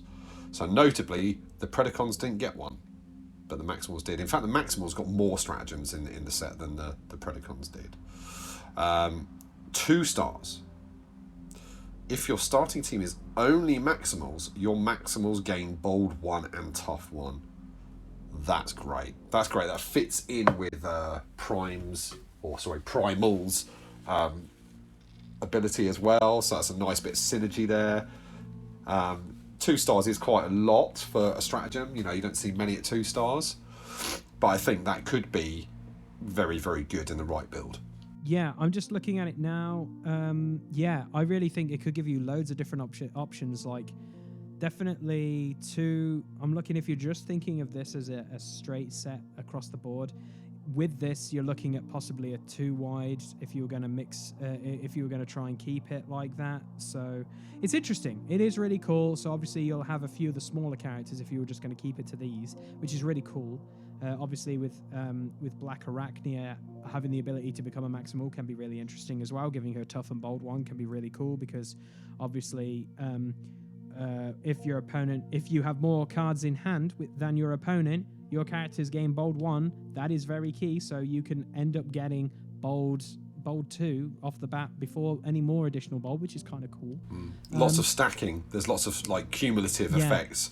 So I like that. That's cool. You know, what are your overall thoughts then on this micro set that Randy has designed? Because I have to say he's done a good, considering it's him and his son that have been playing this, I think he's done actually a very good job. You know, the only card I have concerns about power level is possibly Megatron. He seems to be very good for 10 stars, but on the whole, I think he's done a good job, and there's some great synergies between the characters he's designed. Yeah, I am pleasantly surprised, and it's got me wondering about Beast Wars as a series to possibly watch to figure out, like, oh, that's why this character's got this ability, why this character acts like this. But it's just looking at a design aspect. You've got the Predacons who synergize really well, but then you've got the Maximals only have one trait over the Predacons, and they've also got stratagems over the Predacons, so they've balanced it in that way, which is really cool. And it just seems like a really well thought out set, which is really, really cool, seeming it's just Randy and his son that have like created this and built this, which is really cool. And they look fantastic. They've chose really cool artwork. The cards look really nice. You know, I'm excited to get my set and do some games on your channel, Dave. I'm excited, and to put some on mine as well. Definitely. I was the same, because I think when Randy first released it, because it wasn't a part of the IP I was particularly either familiar with or interested in, and that doesn't mean, I don't mean that to sound disparaging. It wasn't a part of the Transformers universe like you that really tickled my fancy. You know, if the first time I'd seen Transformers being played it was Beast Wars, I'd be like, looks all right. Probably moved on. Do you know what I mean? Because it wasn't the nostalgia trip for me that the actual, you know, Wave 1 was. But like you, it's piqued my interest. I think there's some really cool stuff he's done here. And we're definitely going to get this. We'll get some collab webcam matches recorded, hopefully over Christmas or maybe just after, depending on how long it takes to come from Hong Kong. No, stellar job, Randy. Really, really impressed. And if you'd like to come on at any point and talk about what plans you've got in the future, whether you want to expand upon the characters and stratagems you've designed, whether you're working on any battle cards or what you'd like to do for the future, because we're all about supporting everyone, whether it's the massive sets that the Arc are churning out or it's the more smaller sets like yourself. We're really keen for that, aren't we? Yeah, 100%. And obviously, if you're watching this on the YouTube or you're listening on Podbean or anything like that, the link for all these is in the description. So if this set has tickled your fancy and you want to print them out and play them, feel free to click that link below. And hit Randy up. I'm pretty positive he's a part of the Facebook community, and talk to him and just thank him for a set, because this is well thought out and awesomely designed and a different take on what we've seen. There's some interesting things like synergies and characters working off each other and stuff like that, which hasn't been done in the Transformers TCG to the recollection of my knowledge. Like, just the obvious one, like Runabout and Run Amok, I think, and obviously with Matt's, Sunstreaker and Sideswipe, obviously those four were built to work with each other and stuff like that. But with these, it's like the synergies you can have throughout, like taking other ones and this one and that one and stuff. So it's just really cool. Flip Rat Trap to flip Cheetor to dig for a secret action for your next. It's good. It's good. It's great. I like it. So cool. I like it, and I'm interested to see how the two factions play opposite each other. I think to start with, I'd probably go theme and just do Maximals versus Predacons. Probably when we get them, that's what I'll do. But then we can do some of the crazy nonsense that we've talked about, like we'll go like the multiverse theory. Yeah, the multiverse theory. But no, thanks, Randy. Thank you for sending the cards to me. Absolute pleasure looking at these cards in a bit more detail. So thank you. Really, really cool. Awesome sauce. Thank you very much, Randy, for the set. So, guys, with that being said, that's our first bit of the section done. Every time we seem to have a podcast at the moment, it's reviewing or talking about cards. So now we get to kick back and relax a little bit, because we're moving on to the next section where we're going to be talking about what's going on our channels, what we've got planned, what's coming up, so you guys can get excited about what content Dave and myself are brewing. And also, we've got each of us have a deck for you to try out and possibly expand and make even better. Because I can tell you for a fact, I don't make great decks sometimes and forget about things. I learned that the hard way this week playing Dave. So, with that being said, Dave, what is coming up on your channel? And what have you been building, and what deck have you got to tell the listeners over this lovely podcast? Yeah, well, it's actually quite an exciting week. At the time of recording, we're recording on a Thursday. On Tuesday just gone, so when my latest video went out, it was the 1 year anniversary of the ENERGON Hustlers' first episode.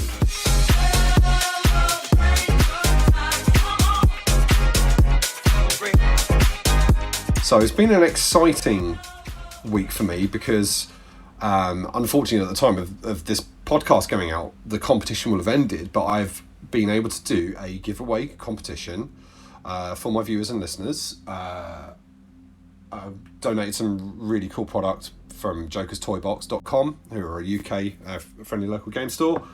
And that competition went out this week, so that closes on the 15th. So unless you can work some wizardry and get it out before then, unfortunately the listeners won't have a chance to enter that. So that's really cool. So I'm going to be doing that. However, for those listeners that are interested in giveaways and competitions, I have something very special.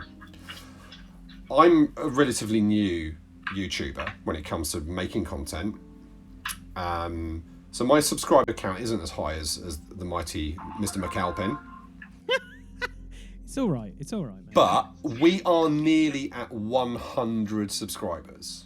And I've got something, listeners, if you want in on this competition, and I alluded to this in my recent episode when I did the thank yous for everyone that's been part of the channel, including Lee, for the last 12 months.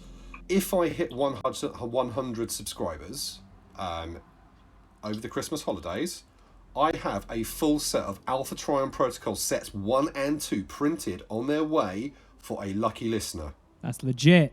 That's pretty legit. So subscribe to the ENERGON Hustlers, subscribe to Bleeped Up Productions, subscribe, to support us.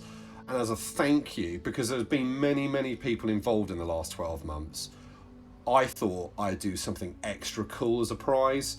And I think an Alpha Trion Protocol sets 1 and 2, professionally printed, that's pretty cool. That is pretty awesome. I'm not gonna lie. That if that's not enough incentive, because this episode is coming out. Well, let's have a look. The date of recording this is the 10th, so it normally will probably drop the following week. So you're probably hearing this a week on, maybe either like 17th or 16th. So probably you might have missed out on this, but if you've missed out on that competition of helping celebrate Dave's 1 year anniversary of the ENERGON Hustlers, do go and be a part of this one, which is subscribe to our channel and subscribe to his channel mainly because we want to get him over the 100 subscriber mark. And you're going to get the set professionally printed, guys. Like, I've seen these cards when they are printed. I am legitimately going, wow, my set of Alpha Trion here looks really sad compared to Dave's, but I can still play with those cards, which I'm perfectly fine with. And I can tell you now, watch some of my more recent videos since the Arcwave 1 dropped, and Lee, you saw the cards yesterday via webcam. You can't, apart from the non-foiling, you put the cards side by side with the legit one, and you can't tell, can you, Lee? You really can't. No, you really can't. They're really high quality. I've watched Dave's introduction of how to do them, because there was a game that I kickstarted, which unfortunately didn't get, due to, unfortunately, the company not being able to print the stuff, have sent out PDFs of everything for all the cards of this amazing game that I'm going to be bringing in the new year at some point. And I'm going to use this website to get them printed. One thing, listeners, I will say is it's not the cheapest route. You could probably get your cards printed cheaper by local printers, but they will not be the quality. So you're paying for what you get at the end of the day. Shipping as well isn't cheap. But go and check out the tutorial. It'll explain to you my reasoning behind what I've ordered. I think they're a fantastic site. I think it's a really great prize. Alpha Trion Protocol Set 2 is so good. Coneheads, the lot, drift, everything, and you will have them. My previous competition was only eligible for UK entrants, and that was mainly due to the cost of shipping. However, shipping a small parcel worldwide isn't as much of an issue because it's only 9 characters in Alpha Protocols 2. Yeah, it's quite small. It's about 30 cards of battle card size, and then 9 characters. So I'm happy, listeners, to send that worldwide. So subscribe, get in, and I'll do a prize draw over the Christmas holidays if I hit 100. And a lucky winner will have that sent to them. Yes. And we can find out who has subscribed because he can check his subscriber feed. So if you said, oh no, I entered, and we're like, well, you didn't, because we can check your subscriber feed of who is the subscriber. So yeah, no cheating, guys. There'll be a Facebook and Twitter post as well. That's something else I did this week. Actually, I joined Twitter. So if you're on Twitter and you'd like to connect with the Energon Hustlers, it's at Energon Hustlers. Obviously on Facebook as well. So yeah, that's kind of like this week's been that. What else I've been doing? Just really getting ready to interview people. I've had some contact this week from a lovely guy called Eddie in America who designed the reformatted set.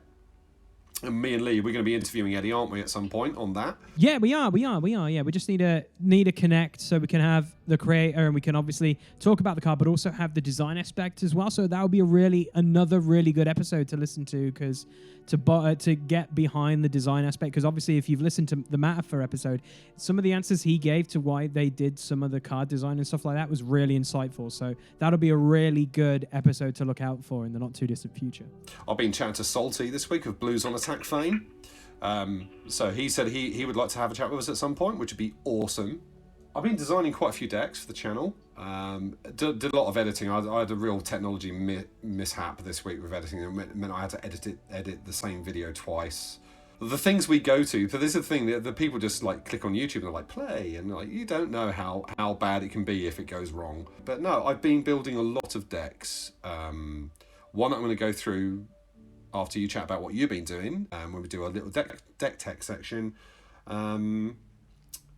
Today I've built 2 decks. I built Skybite and the Sharkticons. It's called Shark Attack.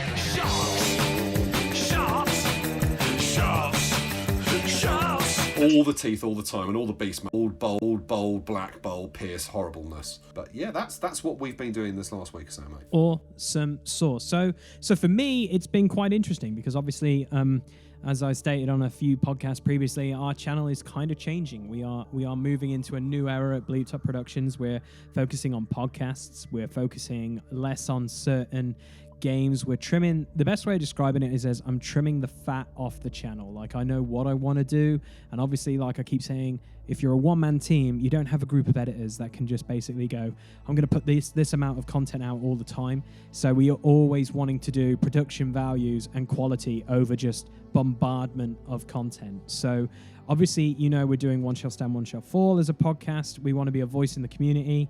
There's a bit of a tagline for it. There's logos in the works for it already, which is kind of cool.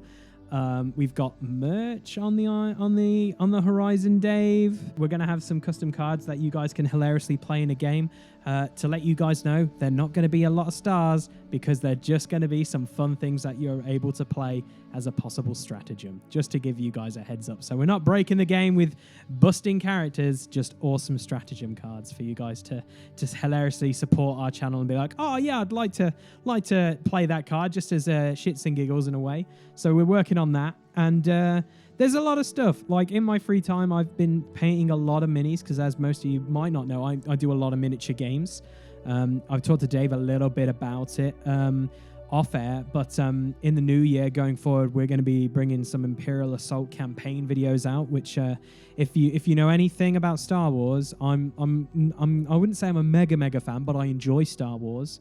And really watching like The Mandalorian and playing some of the newer games and stuff recently has kind of ignited this passion to go, yeah, I want to do something different on the channel. And obviously before like Fantasy Flight gave up the rights to Star Wars, they had a really cool app that you could use to play against a computer. So you didn't have to have one of your friends be the Imperial player and screw everyone over, and then you don't talk to that guy for several weeks. You can just yell at a computer now, which we're going to do.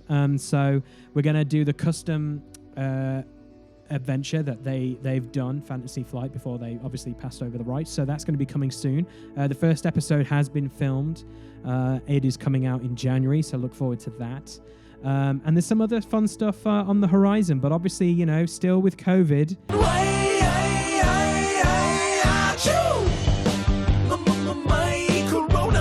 We don't know what to expect, but there are some things on my channel that a lot of my friends have said, I want to do that with you at some point. So there's some new exciting things returning, and you know, with sprinkles of bits and bobs everywhere, but still the main force and driving force behind this channel is Transformers TCG. That will always be the backbone, but we will be doing other things as well, which is exciting. And I know you guys like our stuff because of obviously how much quality we want to do over quantity. So hopefully you guys have been enjoying all these epic podcasts, because they've been a fun to edit with all the random clips in, and somehow they still work in an audio medium. A few people have said, even though I can't see the video clip, it just works well because I know what clip is being played. So with that being said, Dave, let's get into, I don't know, what can we call this segment? Because we've already done the Deck Tech Challenge is a thing. Maybe we need to leave it open for the listeners to possibly come up with a name for it. Choose what this, you know, this is kind of like an analysis section and a bit of theory crafting, and I'd like to keep this as a regular part of the episodes where we're not doing mammoth set reviews or really long interviews. I think it's quite nice to do a bit of deck analysis. So yeah, listeners, tell us what you'd like to have as the name for this section. That'd be interesting. So we'll move into it if you want. Do you want me to go first? Yeah. Let's. I want to see all about the teeth. So obviously on the screen right now, Dave has sent me all the cards and everything. So there's like a nice deck list of all the cards that are on there. But I want Dave to just talk about the characters a little bit, and then talk about the actions and the upgrades. And then you're obviously on the screen, if you can see that, you can see the total amount and all that jazz. But also, if you're on Podbean, you guys are going to have a bit of an audio overload right now. So you're going to have fun. Trust me, it'll be good fun. So yeah, Dave, let's get into Shark Attack.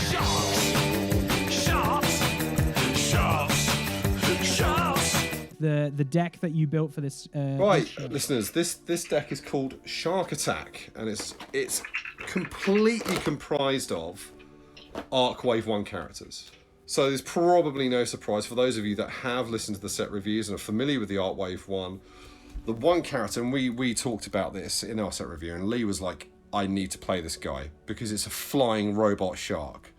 And that's Skybite, the Harbinger of Doom. So he comes in at 11 stars.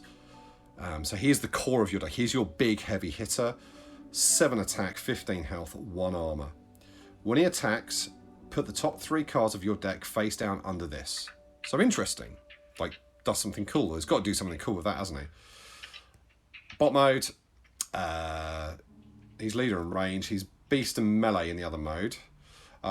6, 15, 0. So he drops down to no armor and slightly less attack. But when you flip to this mode, play a card from under this, scrap that card at the end of the turn. That's a really cool ability. So I wanted to build something around Skybite.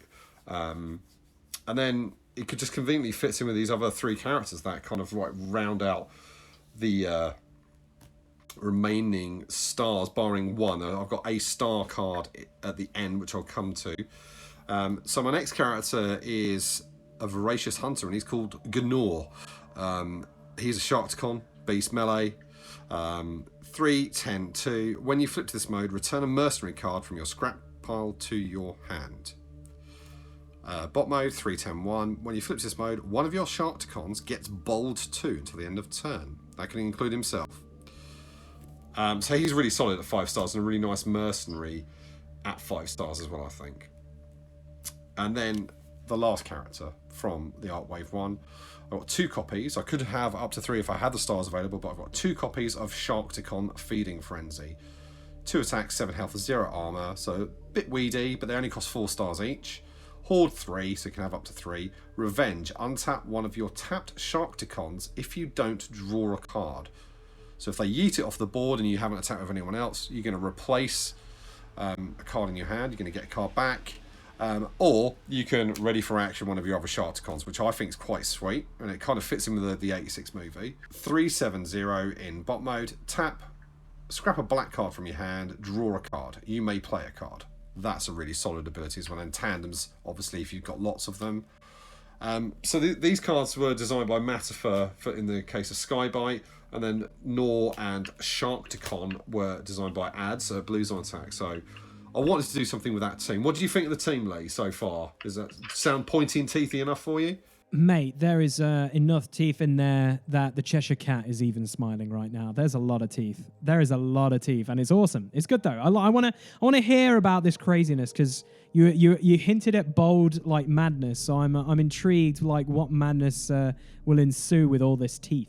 Yeah, it's not very much on the defense, this deck. You know, the last star is Skybite Stratagem, and I think we covered it in our set reviews. Like, if you're going to play Skybite, you really want his Stratagem because it's so bloody good.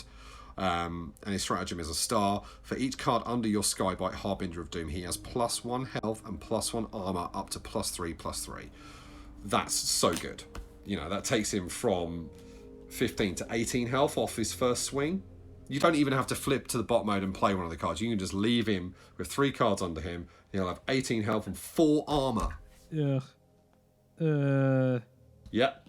Thanks, Matt. Thanks, Matt. I really like that character. So yeah, we've got a selection of stuff to go through now. So I'll go into the actions. Like Lee said, if you're watching on YouTube, you can see the deck list as I'm talking about it. So starting off with, we've got 3 copies of Dual Wield from Wave 4, which is a double black card. One of your characters gets an extra weapon slot until the end of the turn. If that character is a mercenary, which coincidentally the Sharkticons and Nor are, you may play a weapon from your scrap pile onto it.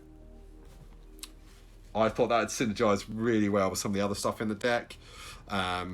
So you can either go double whammy with the 2 weapons if you've been fortunate enough to have 2 weapons on a character. If not, you can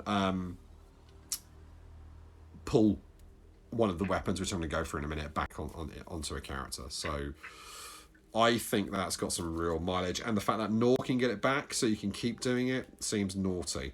Next action, 3 copies of Fight for Position, just because Black Pip, Bold 2. Just enough said, don't really need to talk about that much more. 3 copies of Nothing's Going to Stand in Our Way. Bit thematic because it's a picture of Hot Rod surrounded by Sharkticons. One of your characters gets PS1 until the end of the turn. If this is the 3rd Nothing's Going to Stand in Our Way you've played this turn, untap one of your characters with 12 stars or fewer. Skybites 11. You may play another one. Just, yeah. That's going to be nuts. 2 copies of Work Overtime. I haven't got a lot of other card draw in the deck. I wanted to try and keep it as orange and black heavy as possible, so I didn't want to dilute it with too many cards like Pocket Processor or anything. So if you do run out of cards, Work Overtime can reload your hand. 2 copies of Ramming Speed, just because they blow up stuff that you don't want on the enemy side of the board. 2 copies of Camion Crash from Wave 5. It's got the black pips that synergizes well with the Sharkticons, and we've talked enough about Camion Crash being busted, so there you go. I figured the next card would be really good from the perspective of the fact that a lot of these characters want to be attacking in their alt modes. I don't really see me flipping Skybite very much, if I'm absolutely honest. So the card I think I'll be flipping a lot is Nor to recur stuff. And I'll probably keep the Sharkticons in alt mode most of the time. So Head-On Collision, 2 copies of, just because it's a leap into battle. It's a white pit. It just keeps your pip count up. 2 copies of Incoming Transmission. Not a lot of card draw, like I said, but that can help set up a nasty attack. You know, if they've got someone on low health and you want to ensure that you pierce through, putting a dual wheel back on top of your deck can be horrible. And the last action, and it's probably no surprise, because they're all beasts. What card is it, Lee? I've got 3 of them. I want to say Beast Mode? It is Beast Mode. Well done. So yeah, choose one of your characters, Predacon or Beast. When it attacks an enemy in bot or body mode this turn, it gets bold 4. What is that? That just seems good. So that's the actions. What are your thoughts on the actions, mate? Mad. I love it. I really, really like it. To me, it seems so themed. Like, if you've ever seen a shark, I've never seen a shark be defensive. It's always on the offensive. So right off the bat, I'm feeling like, yeah, this is awesome. And it's also highlighting characters that people might not have looked at yet. Like, I'm not gonna lie, I keep saying I really can't wait to play Sharkticons. I really can't wait to play Sharkticons. I haven't found a good pairing with them. And then Skybite. And I completely, again, not to throw shade at Matt, I completely forgot about a card that I was really excited to play about. So now maybe I have to play Dave's deck, maybe. But yeah, so far so good, man. So that's the action. So far so good. Yeah, that's the action. So the upgrades. There's a couple in here that I'm not 100% sold on. But I want to try them out, primarily because I've just run out of the one I'd normally put in its place. And I'm playing 2 copies of Emergency Barricade. You could play Force Field in its place. I think Force Field fulfills a different role in the deck. Plus 3 armor. If you put that on Skybite when he's got 3 cards under him, he's got 7 armor. Yeah. Dumb. The next armor isn't really an armor at all. It's 3 copies of Improvised Shield. I'm not playing Peace Through Tyranny just because it doesn't do anything for this deck, because you're never going to want to Peace Through Tyranny Skybite. All the other characters you can't Peace Through Tyranny, so you might as well play the Shield. You're never going to play it. It's just, you're not actually going to play it from your hand. It just needs to be in the deck for the double orange, so that's why it's there. Enough said. A Bashing Shield, because removal's a thing. A Enforcement Batons for the very same reason. Another armor, this is Wave 1 from the Arc. Feral Tenacity. So I want to give it a try. We talked about it quite a lot, didn't we, on our review, and it's an interesting thing. This is the first time I think a battle cards included the way to accrue counters on it. So put only on Predacons or Beasts. When the upgraded character takes damage, put 1 rage counter on this. The upgraded character gets +1 attack for each rage counter on it. At the end of the turn, remove all rage counters, +1 armor. I haven't gone hell for leather on the damaging my own characters mechanic. I think you possibly could. But I want to err on the side of caution because I don't really know how this card's going to interact. So I thought, well, we'll just see. If it turns out I want to really pump that. But if they play him into Skybite when he's got that, he's going to hurt them when he comes back at them. So 3 copies of Grenade Launcher. I don't need to talk about that card, do I really, Lee? Here we go. When you absolutely, positively got to kill every mother in the room, except no substitutes. You could maybe, in its place, play the Cosmic Rust Cannon, which would synergize well with the Feral Tenacity. But like I said, I didn't want to go until I've played this a couple of times and gone, okay, the orange pip's high enough, I can go that other route. Or because the other thing with the Rust Cannon is my characters, apart from Skybite, are pretty puny. Like even Nor's going to go down quite quickly. So I was a bit wary of doing too much damage to my own characters. And the last 2 upgrades, we've got 2 more to look at. One is Sharkticon Mace, because you can't play Sharkticons without playing this card. It's a weapon, +2, Black Pip. After the upgraded character attacks, scrap this card.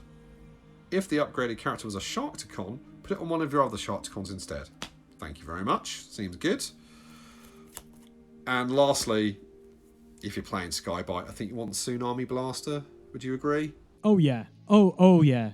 Yeah. 2 copies of Tsunami Blaster, because it's got a green pip. I didn't feel like you need to play the full play set, but you want to see it enough that when you do swing with Skybite, he's going to have Bold Bajillion. It can't be put on Autobots. The upgraded character is Bold 1 for each card under it, up to Bold 4, +1 attack. So that's Shark Attack, mate. I haven't done a sideboard or anything for it, because it's literally fresh out of the binder this afternoon. I think it's going to be quite horrible. What do you think, mate? Yeah, man. I'm excited to try it out. Yeah, I'm intrigued. I'm very, very intrigued. It seems like Hammer meets Face. Let's just punch things and have a good time. That's what it feels like. And yeah, if you're looking at trying to build something a little bit different, obviously aggro is obviously aggro, but like if you wanted to try some of the newer cards out, like Dave's definitely done that with this, because obviously the arc is still quite fresh to us, which is cool. It's been out for a little while now, but it's still, it's bringing back old players and getting new players into the game. So it's kind of really cool to see that. So yeah, I love it. I'm probably going to play it because everyone knows my guilty pleasure is sharks. So yeah. I think yeah, definitely. I wanted to showcase some of the new stuff with the deck. I want to keep it quite themey as well. So there's quite a lot of theme in. And there's quite a few Arc Wave 1 cards which I wanted to include. I feel like I haven't even scratched the surface. I've probably built more decks than you have, because obviously me and Claire record quite a lot of content. But I still feel like there's so much untapped potential in the set. And, you know, there's other stuff we want to try. We want to try the Maximals and Predacons. I want to try the Alpha Triumph protocols. And before you know it, Arc Wave 2 will be out. We've got reformatted to look at. And I know when we look at that in detail, we'll be like, oh yeah, I want to play some of those cards with my combiners, you know? So it's like, I just want to play pointy flying shark man and his sharky friends. So that shark attack, let us know what you think. that is the first draft, so it's not being played with. If there's something I've been done with, please let me know and tell me what I should be playing in its place. Yes. I love it. I love it really, really a lot. Can't argue with it too much, other than like, I think obviously when stuff comes into attack, I feel like you'll always have to have the nun like constantly all the time. So do you know what? When I do the video, I might actually just, because I normally have the music from Transformers the movie, I might actually just have the jaws fading in. Whenever you say shark, you have to have the nun. It'll be a pain to edit, Dave, not to lie, but it would be funny. I'd approve. Yeah. Claire will like be like, you're an idiot. You're an idiot. So that's Shark Attack. What have you got? Then you alluded to The Boys. What is it? Yeah, so The Boys is the name of my deck. It's an Autobot deck, so coming on the screen, you will see in all its glory. I'm keeping it simple. I'm running Major Ultra Magnus from Wave 3, and I'm running Jetfire from Wave 1. Now, I've branched into both the Arc and Alpha Trion protocols for some bits and bobs, because I think you got to support the whole community. So I am going with this. So Magnus is a whopping 12 stars to begin with. That's a bit of a beefcake. You know his stats, they're pretty big. Jetfire's 10 stars, so then that's another big character. That's another. So overall, you're looking at 22 to begin with. You only get to play with 25, so what we're going to play with those extra 3. Right, so what we're going to do is we're going to jump over to the Alpha Triumph Protocols Wave 1, and we're going to play the Jetfire stratagem, which is I Don't Believe in Destiny. Now, this stratagem is for Jetfire Air Guardian, and it says your Autobot armors and utilities can't be scrapped by your opponent's cards. Very key. And at the end of your turn, you may move an upgrade from your Jetfire Air Guardian to one of your other characters. You also get +1 attack, +1 health, and +1 armor. That's 1 star, guys. So, yeah, that's a beast to have with Jetfire. Now, the synergy I've gone with this is I'm going with a Heroic Spotlight. And with that 1 extra star from Heroic Spotlight, I'm going to get a bit of a Brucey bonus, and I'm going to go get some Ultra Magnus armor for the cost of 1 star. This starts on Magnus from the get-go, and because of this stratagem, it cannot be scrapped by your opponent's cards. Magnus is going to have the armor for a while, guys. There are ways of removing it, but it's going to be there a while, which is great because you want Magnus to come either swinging in for like 7 in alt mode, or dare I say 8 in bot mode. That is quite scary. And then we've got 1 star to play with, which we're going to get to because it's an action card in the action phase. So what we're going to do is we're going to go through the actions, and it's going to be fun. I think there's going to be some cards in here that Dave's going to be like, ooh, that's a bit naughty. And, like, there's going to be some oohs and ahs. I'm not going to say it's amazing. So, we're going to kick things off with actions, and we're going to kick things off with 2 Bolster. This is a secret action that allows you to play armors from your hand, which is very, very key because I have got some very tasty armors in this deck, which really benefits both Jetfire and Ultra Magnus. So we're running 2 Bolsters, and then we're running 2 Spy Master Ruses. So basically, you want to get these out, and you want to save those Bolsters when stuff and bad things happen. So that's a little bit of a combo with the first 4 cards.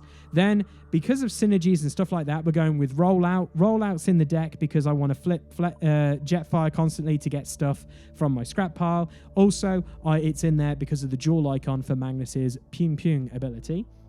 We've also got an art card in here with Dare to Believe. It only works, obviously, with Magnus's ability of Pew Pew because obviously it's a car and it's a truck, but you want those dual pips when you're flipping to do attacks and stuff like that for his trigger more than anything.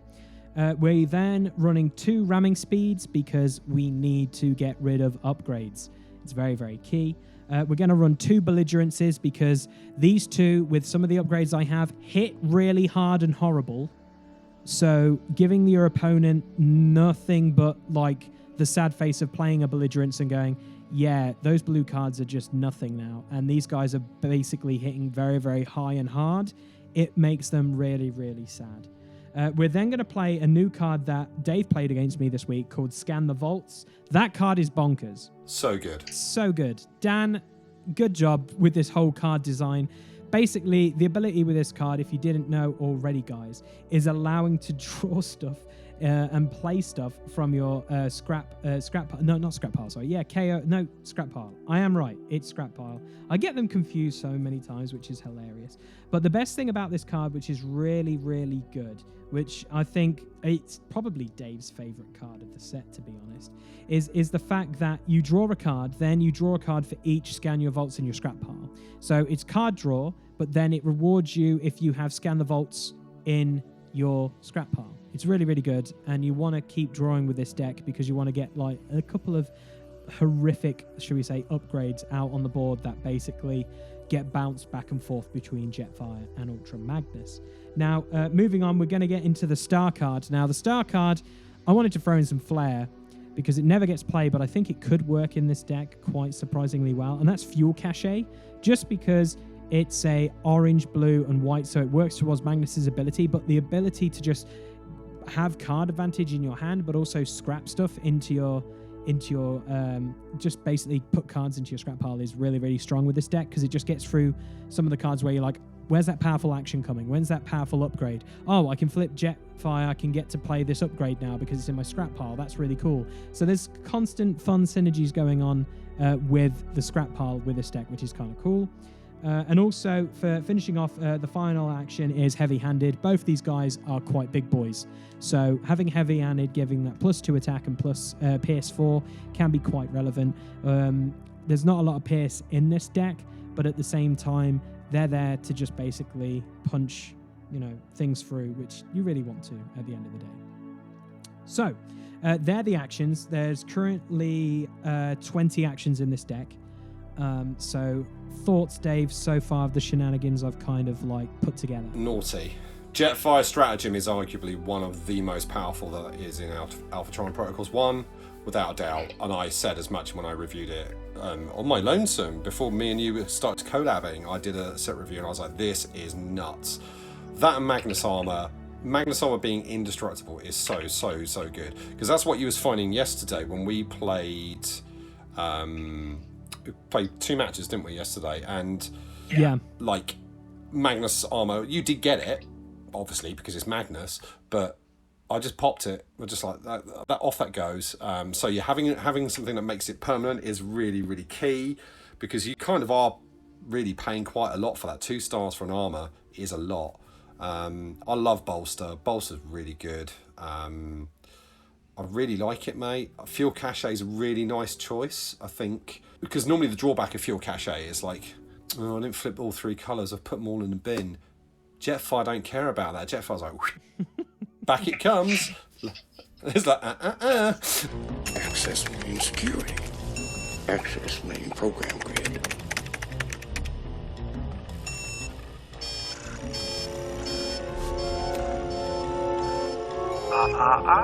You didn't say the magic word. Please! God damn it! That's the idea. That's the idea. Just don't care. Don't care. I'm liking it. And yeah, Magnus is a frightening man with his armor. So yeah, what upgrades, man? What upgrades are in it? Okay, so obviously with armors, we've got a Magnus armor. It starts on Magnus. If it does get taken off, which there are ways around, obviously the Jetfire Stratagem. Jetfire's there just to get it back out, and then obviously there's Bolster that's in my action that basically allows me to go, it goes straight on now, that's great. So we're running one. So that's it. We're only running one. We're then going into 2 force fields because force fields is incredibly strong. It's mainly to be as a backup more for Magnus as well as Jetfire. And also it's really, really good in a bold environment. You don't really mind, oh, that attack was 20-something. No, I'll just take 4. That's fine. Thank you. We'll then run 1 bashing shield because obviously upgrades, we need to get rid of them, and removing stuff with bashing shield is the standard these days. And then we're running 3 trilithium plating, which I found out yesterday is an absolutely insane card. And seeing how Dave used his Jetfire to get some trilithium plating out just seemed mad. And now realizing this with the stratagem just seems insane in the membrane.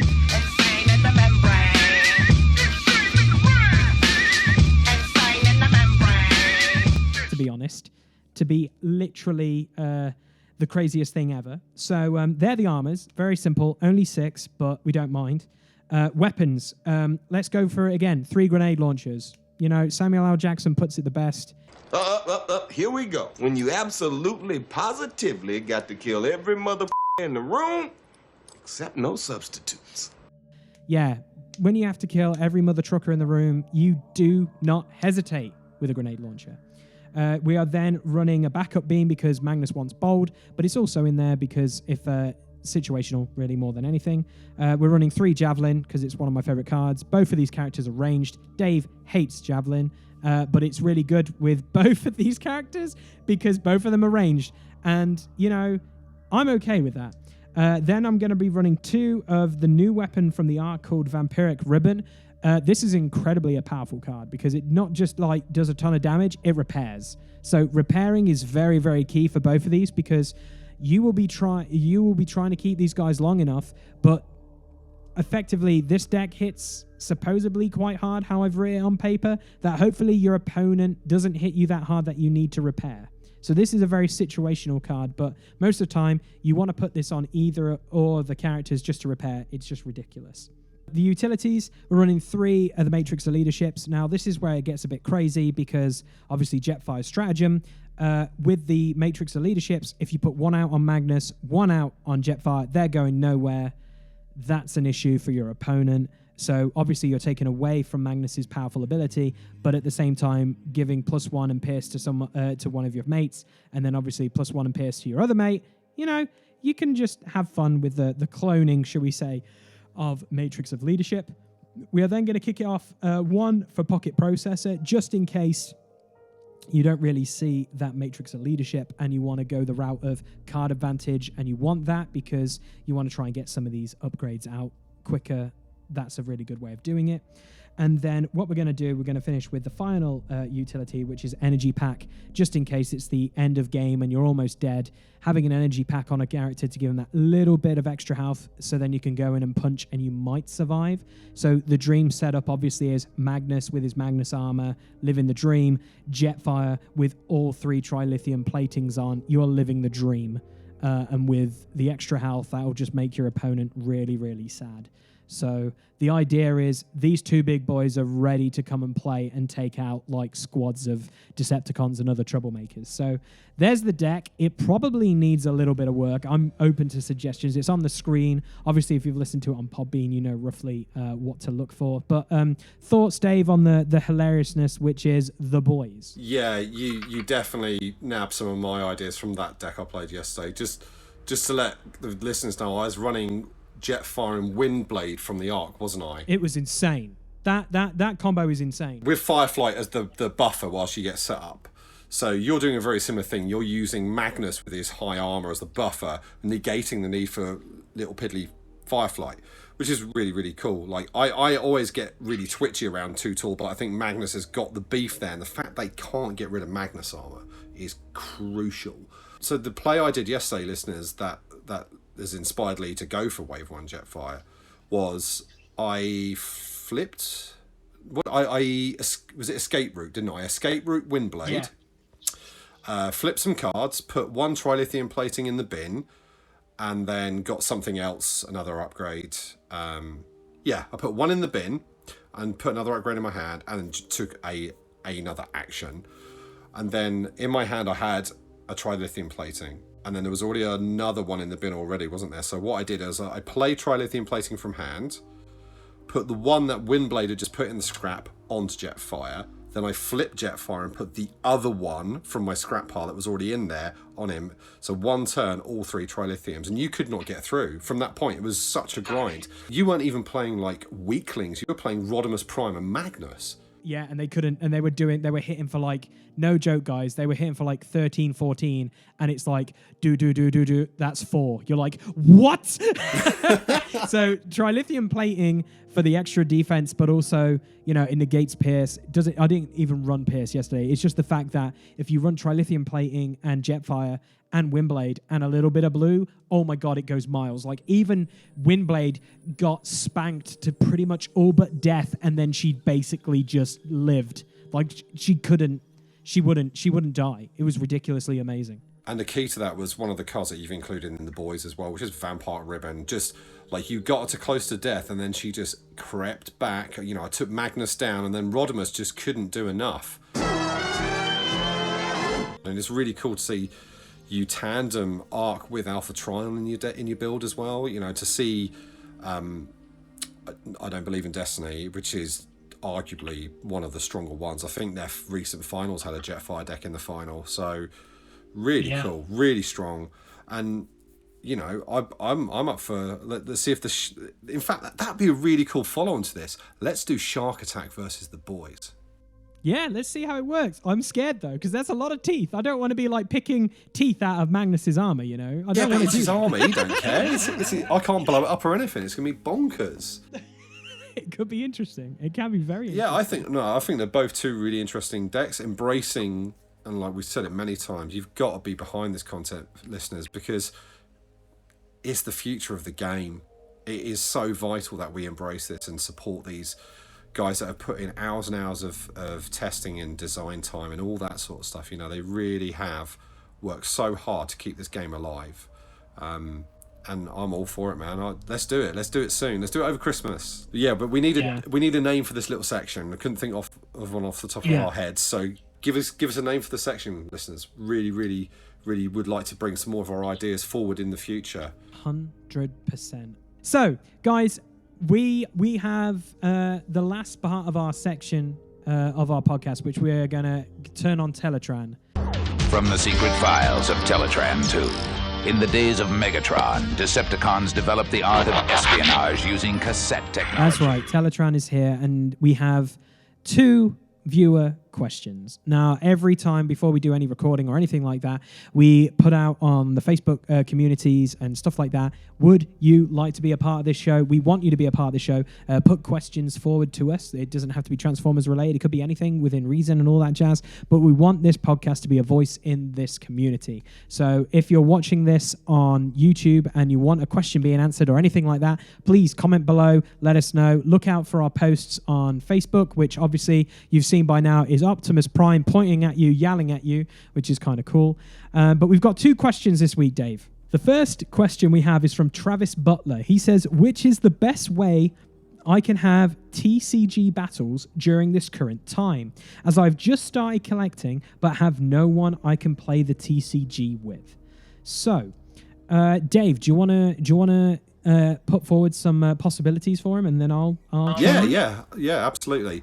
There's 2 main ways, isn't there, Lee? There's 2 main ways at the moment. If you're in area where you can't obviously visit your friends and everything and get to your local game store, there's 2 main ways of doing it. And one of those is my preferred way, and that's playing via webcam.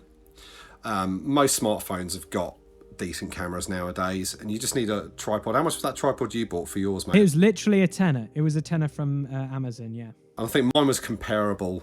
Like, I've got like a one that fits my iPhone on it, and that's how I record all my content, is actually just off my phone. I don't have a specialized camera or anything like that. And for webcam games, that's all you really need. I play, normally we run 2 calls, don't we, Lee? Like, I'll call you on one app, so I'll call you on Messenger, and you'll have my play area on your laptop, and then you'll Discord me or WhatsApp me, depending whatever one we feel like using on the day, and I can see your play area on my laptop. You're getting to play with your physical cards, and that's why it's my preferred medium. Listeners, if you are listening, you want to hit me up for a game, you know, I don't have a mega amount of spare time because of the 2 small humans that live in my house. But I'm always up for meeting members of the community, and particularly with Christmas holidays coming up and that, I'm always happy to schedule a game in. And particularly if you're nervous about doing it for the first time, and then you're not comfortable, obviously me and Lee are quite visible presences on the Facebook community, and obviously on YouTube we put out a lot of content, so it might help you broach that barrier of playing with someone that you don't know, because there is I'm sure one of the things you were going to say is there's a Facebook group, isn't there, for this very thing. Yeah, there is a Transformers webcam games. I'm one of the co-founding members of it. I don't have that much interaction on that group as much as I should, but there's a group I've obviously talked to Travis and sent him some links and stuff. That is a really cool group. It's a mixture of people from all over the world, especially during this time. They can't really have games, so they do webcam games on there. And pretty much, no joke, as soon as you go on there and say, is anyone free to have a game, or can anyone play at this time, you will get hit up pretty much immediately, which is fantastic. Discord is another really good route, or route, should we say, to go down, because a lot of the people in this community have a Discord group. Just need to, I'll probably get you in touch, Travis, with a few people to invite you into a few things, so you can then just get to know a few people and then have open games, which is really good. Octagon is also another thing. You can download that. I've sent you a video that I helped do with Cameron, aka Arbitrary Hero, and basically that video which I showed you shows you how to download the cards, download the program, and I believe all the Alpha Trion stuff there, even the Arc has just recently been put on there.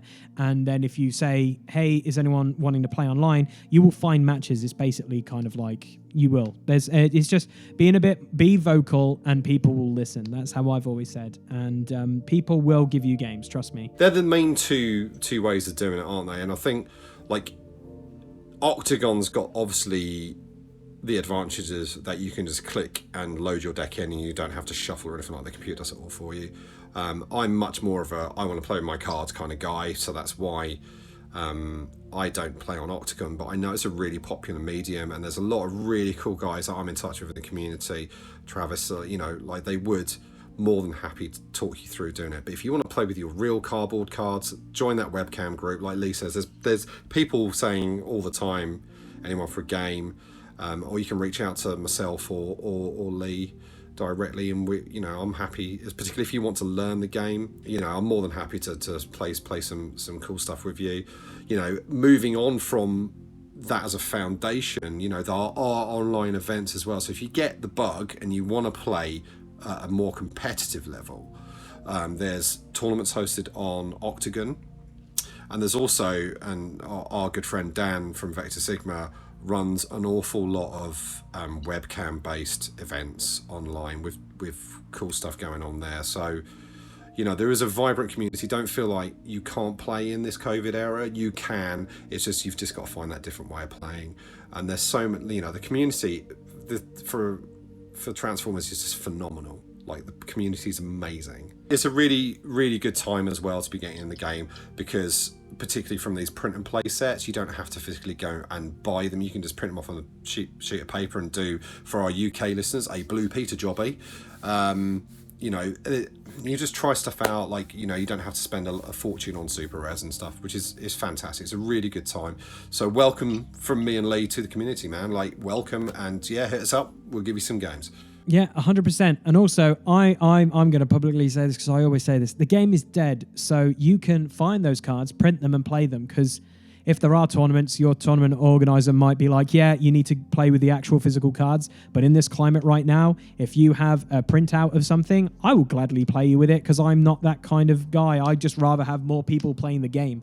So feel free to do that and hit us up, Travis. That'd be amazing. So, Dave, the final question before we end episode 13, chi chi chi ha ha ha, to quote Friday the 13th, is from Ben Deliwu. I apologize if I butchered your name, Ben. I apologize. He says, a thought experiment, guys. Going back for a moment to the time just before the new community sets and stratagems were released. So this is before Alpha Trion, before the Arc, before everything. What worked with waves 1 and 5 to deal with the best dangerous decks, such as Sky Shadow and Quake. When Wave 5 came out, one of the first decks I put together was Sky Shadow, just to see what it was like. I can tell you now that deck was undefeated at our table. Yeah. So I'm not in a very, very strong position to answer that question. I'm quite a casual player, aren't I, really? So I don't know. What are your thoughts, mate, to deal with it? And I'll try and have a brainstorm whilst we're talking.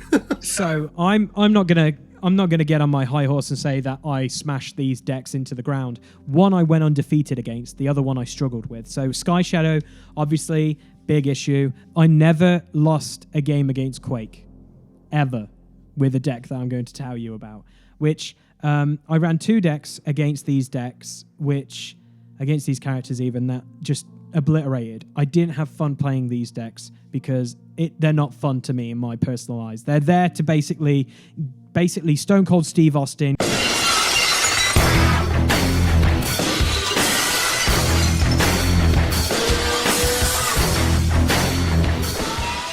Give 2 middle fingers to Sky Shadow and Quake. One is that I built, and that you can see on my channel, on the YouTube channel, which is my Sergeant Cog deck, which is Sergeant Cog and a few of the not Sky Patrols, a few of the Road Patrol guys, which is just truck heavy. And getting Cog, they have to punch Cog first, and then Cog just basically goes, cool, I will transform, go on a big guy, and then I'll fire out all these powerful upgrades, and I'll aggro the crap out of you. I literally never lost to Quake with that deck. I lost quite a bit to Sky Shadow because you would blow up a few bits, and then obviously he would transform, and then Pierce just eradicated you, which is obviously a thing. Sky Shadow is still an issue, personally. He's still a problem. The other deck I ran, which also is expensive and not fun, was my Bling Bling Cars deck, which was Windcharger, Trax, and Cliff Jumper.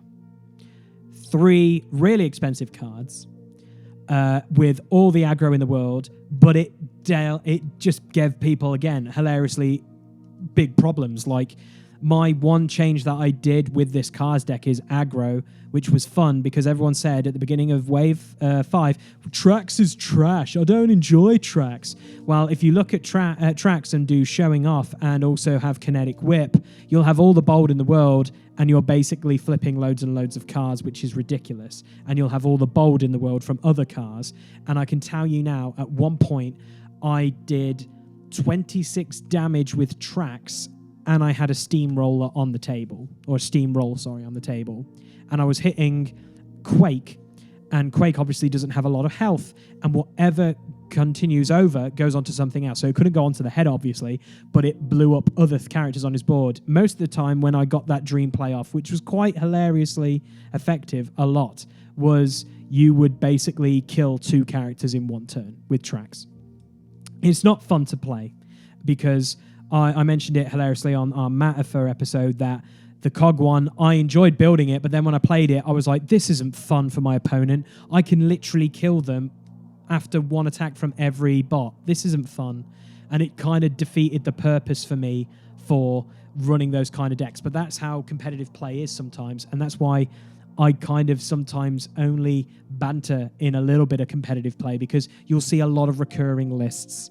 And you see a lot. I call it real, like with every game. It's not just Transformers. With every game, it is literally, oh, what's on the top tables? What are the top things? And people will play those things, and because they're doing well, they'll just stick at those, and it can be quite boring. I think that's endemic to gaming now, particularly in gaming in general. Yeah, in this modern age of the internet. I remember when I first started playing Magic the Gathering, you didn't have the internet. Well, we did, but it wasn't the presence it is now. So data is a lot easier to come by, so it doesn't matter whether you're playing Magic, Transformers, X-Wing, Imperial Assault, whatever you know, if you, or 40k is a very good example as well.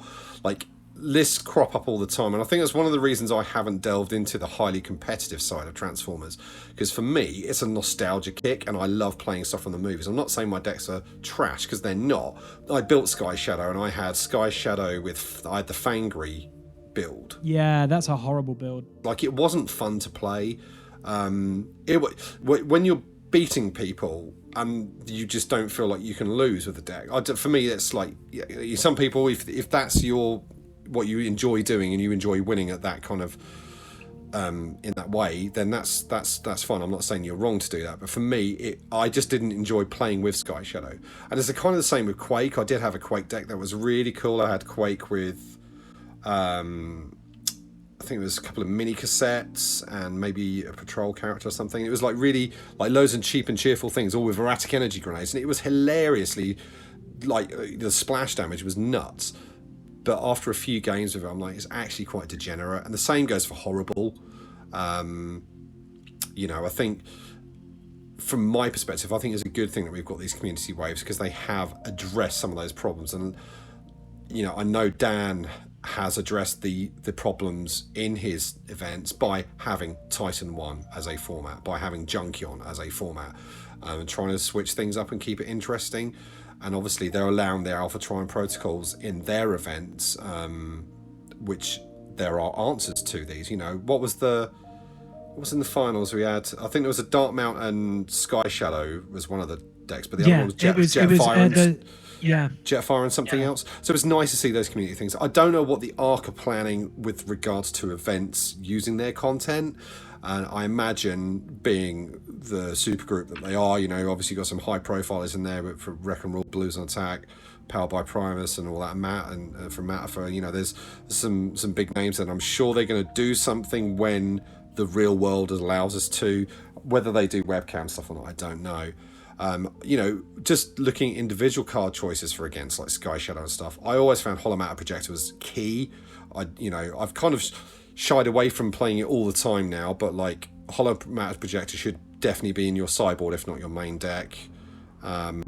Sky Shadow is a real tricky one because it is so powerful. It really is. You know, its individual components are good before they combine, and when it does combine, it's dumb. You know, it's dumb. Wave 5 was really, really, really power creepy. I think it pushed the power level of Decepticons way over the edge. Yeah, 100%. 100%. I completely agree with that. So what we had, obviously, guys, on the final table of the Vector Sigma tournament, so you guys can understand, was we had Dark Mount and Sky Shadow on one side, and then on the other side we had Jetfire, Fangry, and Autobot Jazz. And Autobot Jazz had his stratagem. I don't know if it was the Arc one or the Vector Sigma one, but Jetfire also had his. I know for a fact that was the Alpha Trion one. So you have that. You see recurring old characters coming back to the forefront, which is dope. And obviously, Dark Mount on the other person's side had his stratagem from Arc White. Straxus Lives. Obviously, Straxus Lives. So good. That's such a good one. So Ben, hopefully that helps you. You can ask other people as well. I know Preceptor was a thing that kind of beat Sky Shadow, which was funny. Even Daring Escape decks beat Sky Shadow, which made me laugh a little bit, but obviously I never ran that, so I don't know how to work. So just there was a few things that could kill it, but obviously there's been answers to those now, which is kind of cool. And you know, there are ways of slowing it down and beating it, but then that's obviously you're just tailor making your sideboard to deal with those decks. So that comes with deck building and answering questions and stuff like that. So for me, in my mindset now, I don't even think about pre-Arc and Alpha Trion, because as far as I'm concerned, they're part of the card pool that I build from.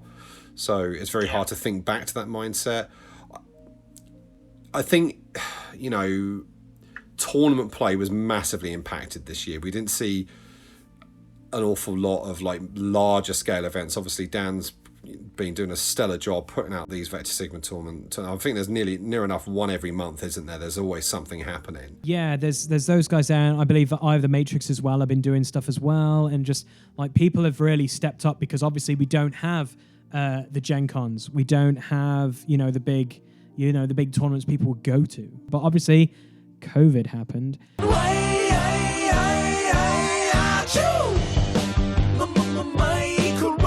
But thanks to both of you for your questions today.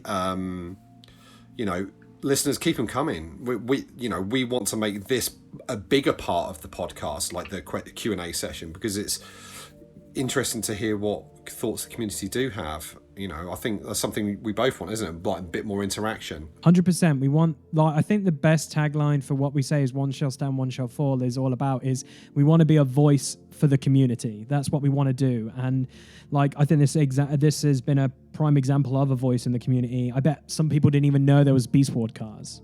I bet there was so many people who probably didn't know there was cards probably before Arc and the Alpha Trions and loads of other fun stuff, you know, because it seems so far away. But yeah, it's just awesome. We want to be a voice for you guys out there, and we want to involve you in this podcast as much as possible. So yeah, it is all good in the hood. So with that being said, that is another episode in the books. Episode 13. Yep, there it is again. The lovely Friday the 13th noise and the sound effects of joy. It's done. We reviewed a set that we've had help with, thanks to Ben. Thank you very much, Mr. Cox, for helping us understand the characters a little bit more. Yeah, thanks, Bengar. Much appreciated. Also, thank you, Randy, for creating and sending that stuff to us. Much appreciated.